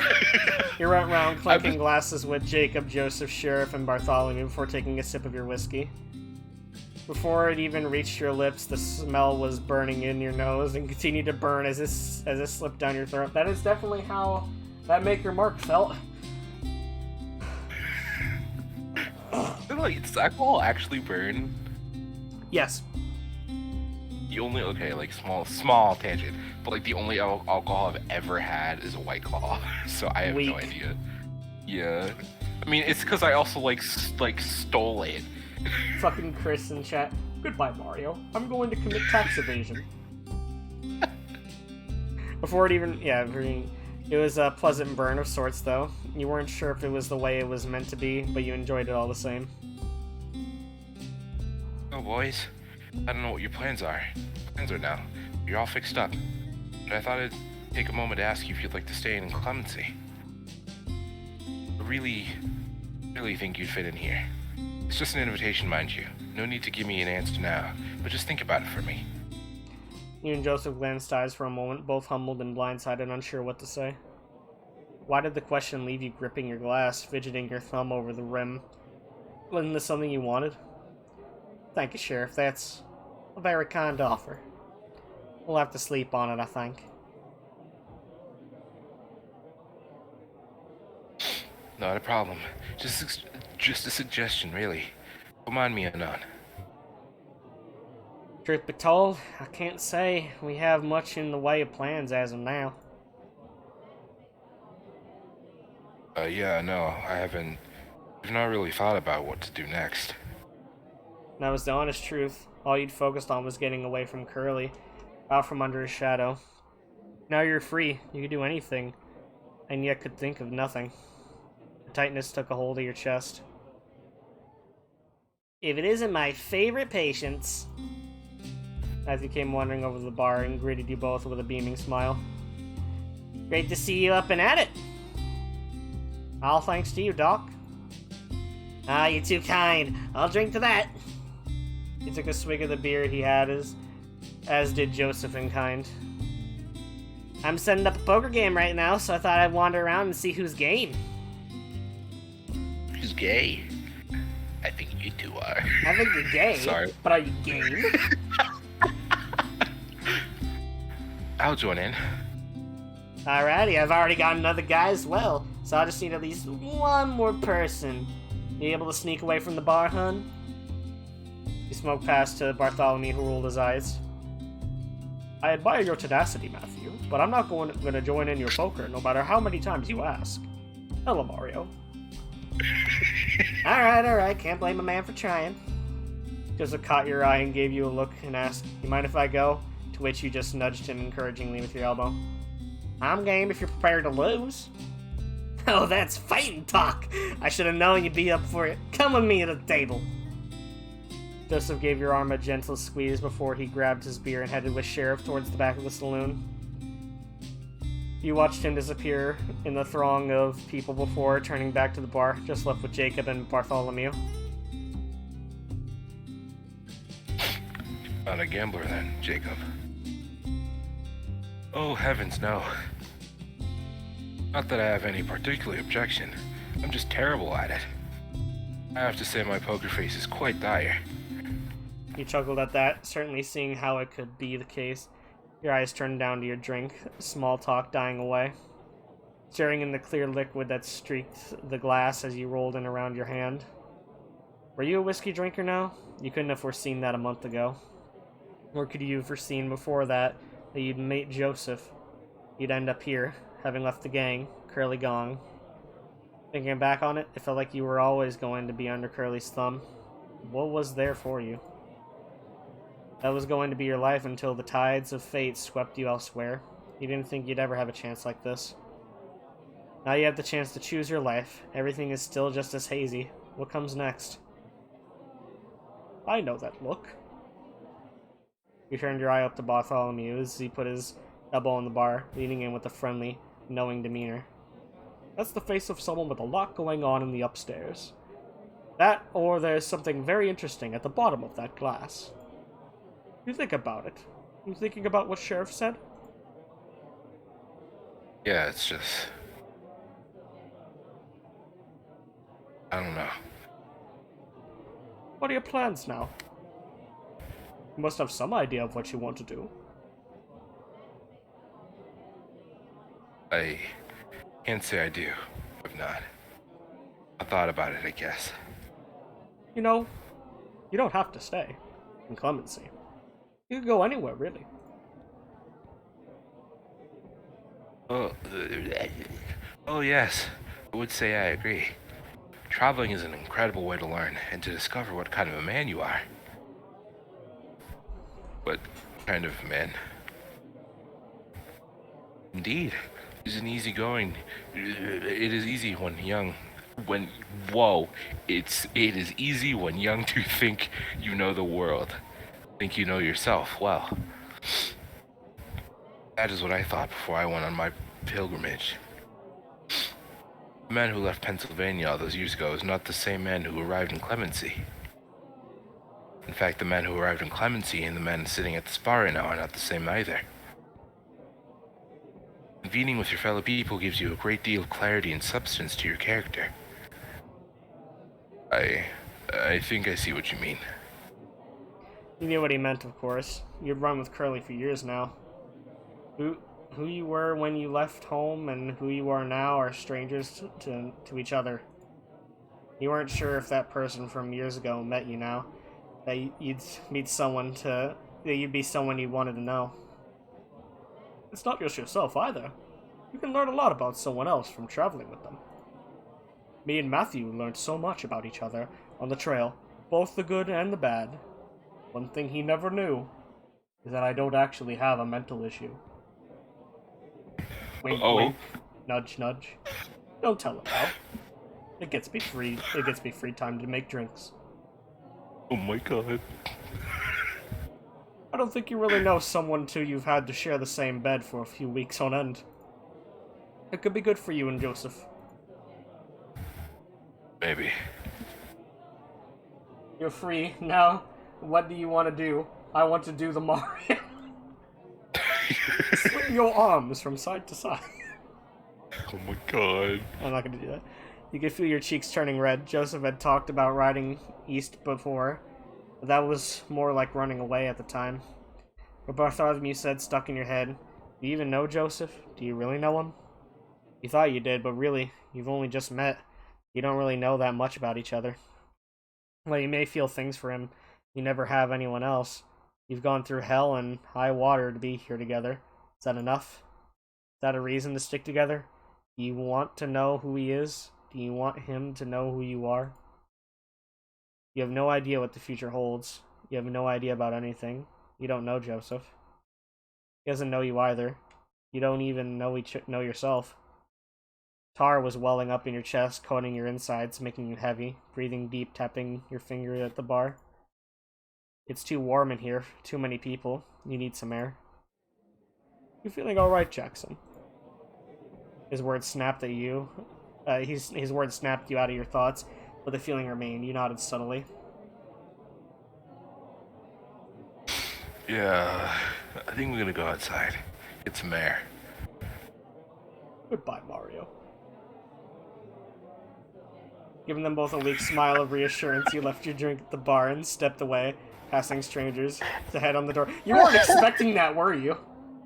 You were. I know, like, I know, like, I heard you pause when I didn't say it. You were waiting for me to say it. Yeah, this is like... When's he gonna do it? When's he gonna do it? And then I just dropped that on you. Bartholomew lore. Oh my fucking god. I got you good with that one. Yeah. Oh my god.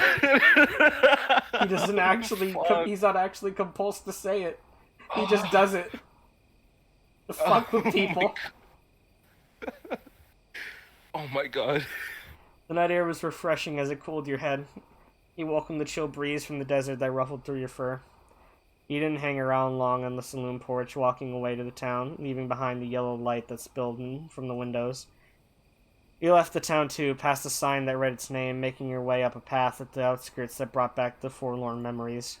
Memories of feeling not unlike the ones you were harboring now, as you stood at the top of the climb of a familiar cliff. You took slow, deep breaths of the night's air, filling your lungs, clearing your head. You wandered over the cliff edge and gazed over the town, the lights of the saloon stark against the inky dark. The desert was quiet save for the whistle of wind carrying the chirps of insects. You crouched down, fell on your haunches, sitting and letting your legs hang over the edge of the cliff. It was funny to think how many how many life-changing things had happened to you up here. Meeting Joseph, spending the night with him, sowing the seed of your plans to be free. Was there some comfort to being up here, perhaps? Fond and fresh memories that calmed you, reminding you why you were here? Still, there was a gnawing feeling on your heart, no matter how much you hoped for there not to be. Why are you feeling like this? Why are you so worried? Why are you so scared? What's wrong with you? Shouldn't this freedom you have now be a good thing? Why does it feel like everything is about to come crashing down around your ears? What about Joseph, sweet Joseph, that you made a promise with? You let out a heavy sigh. You didn't expect to be weighed down with so many thoughts tonight. This was supposed to be a celebration. Now you're up here, away from everyone, many contradictions running through your mind. That's always been your answer to things, running away. The only time you didn't was because of that promise. How stupid can you be to choose to fight and then want to run away from everything you were fighting for? You'd probably run away from yourself if you could. You just wish you could answer why. You sat for a little while. The wind up here was still a pleasant breeze. It blew past your head, cooling your warm ears, taking a small grain of sand with it that floated off the cliff. Not thinking about much at all as you looked out into the night at the distant dark blue silhouettes of hills. Now, stranger, what brings you out here? You were drawn from your trance by Joseph's voice all of a sudden. You were so out of it you hadn't even heard him approaching. You turned to look at him. He was standing a few paces away, his beer in one hand, your whiskey in the other. Mind if I join you? You nodded at the ground, letting him know he could come sit. He walked over and lowered himself carefully to sit next to you, keeping the drink steady. He held your whiskey glass out to you by his fingers. You took it and put it on your palm.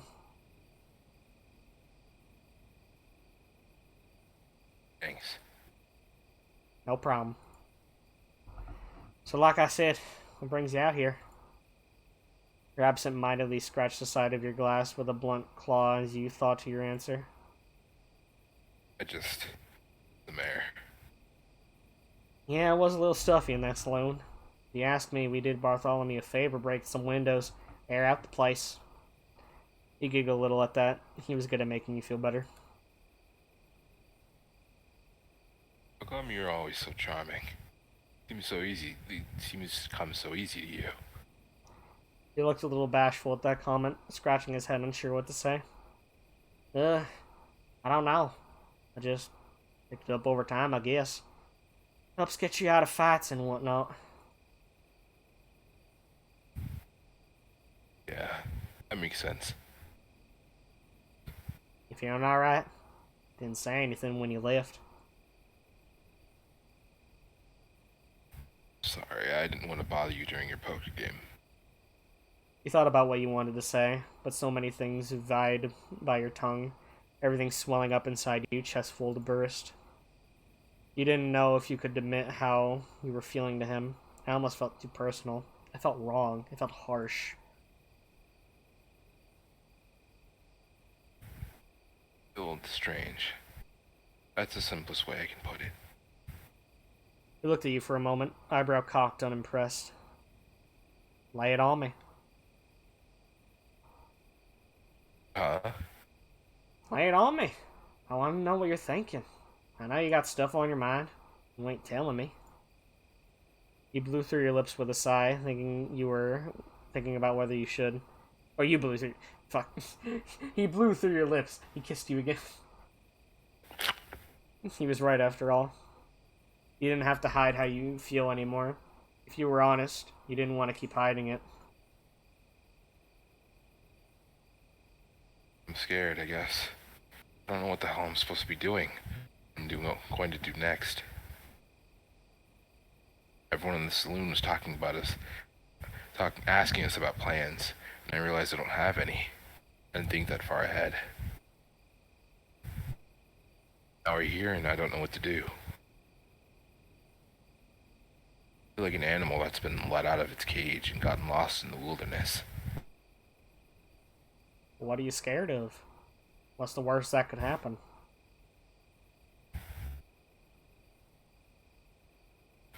I don't know. That's why I'm scared. What if I do the wrong thing? Make the wrong decision? What if I decide to settle down in clemency, like Sheriff said, and I don't like it? Where would I go? I've had so much of my life wasted running with Curly. I don't want to lose more of it to bad decisions. I've made too many of those. I don't want to waste my life either. We can make those choices together now, though. We can turn over a new leaf. I know we could, but I'm more worried about you too.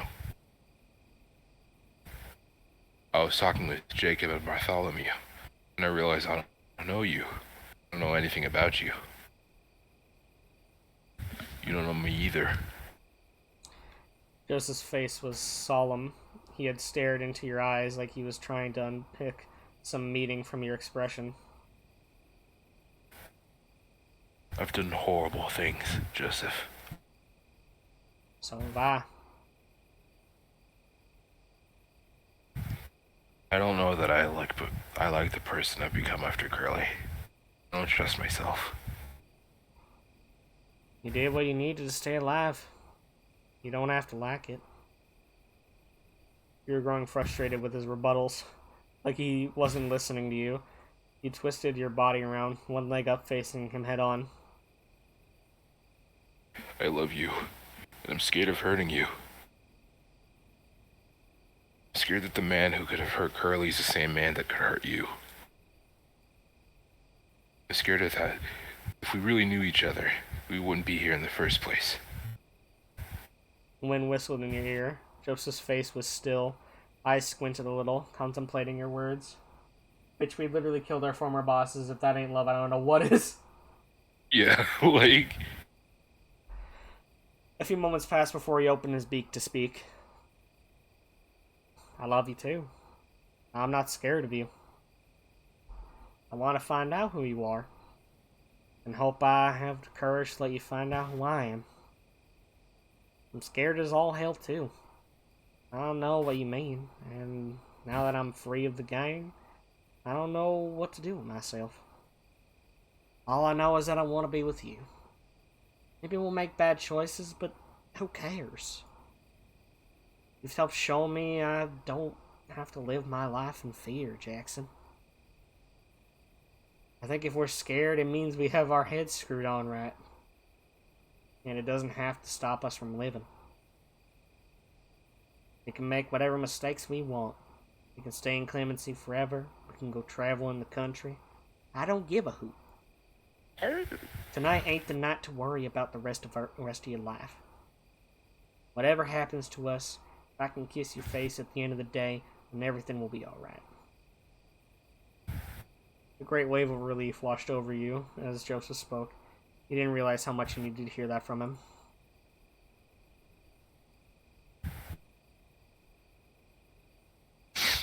A kiss and a prayer. You laughed. Yeah.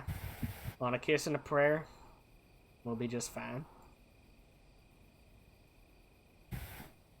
Story of our lives, huh?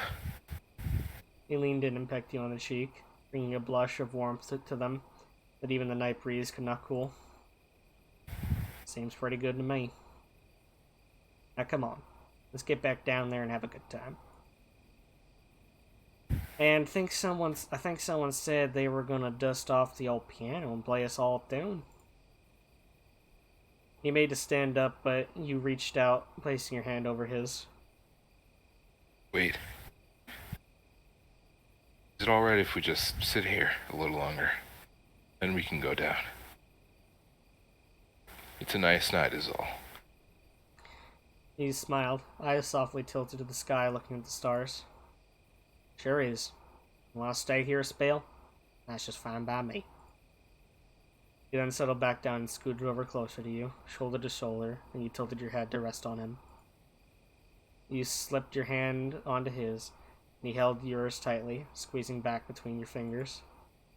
The night may be cold, but he was all the warmth you needed. You'd spent so long looking out for yourself, looking out for people who didn't care about you. Now you can look out for each other.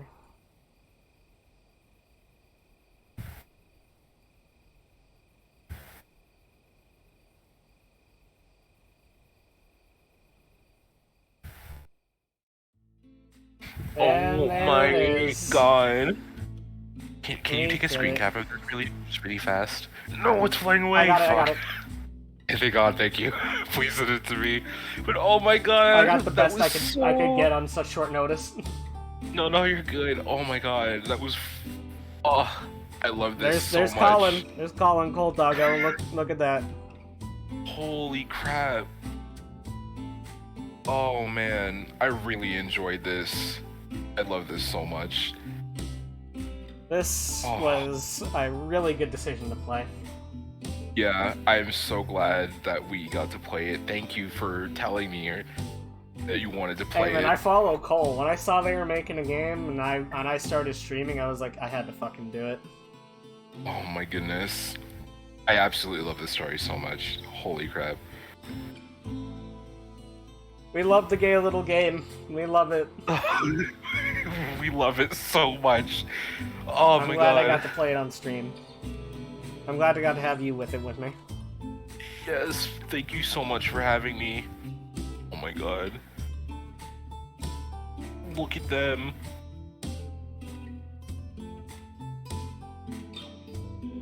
Holy shit. Okay, hold on. I mean, if people want to hear, me... if they want to hear about what we have to say, a couple of streams now on YouTube and here. Yeah. Oh my goodness. You should check out the paid gold edition. I The have gold no edition money, comes but with a I- bunch of stuff like the full soundtrack, loads of original art and doodles, wallpapers for desktop and mobile, and a development art book. Oh. I am definitely buying that as soon as I get like $4 more. Holy crap. You can click the button that'll pop up next to go back to the beginning of the game. Oh my goodness. Oh, thank you so much. That was Y'all awesome. are amazing. Yeah. Oh my Cowboys. goodness. Gay Cowboys. Gay Cowboys. We did it. We beat the gay Cowboys. You beat it. Well, thank you so much for having me. I had a wonderful time on this journey. Thank you for coming by. Okay, I will leave you to it. Have a good night. Thank you for having me chat. See you around, Jen. Bye. We did it.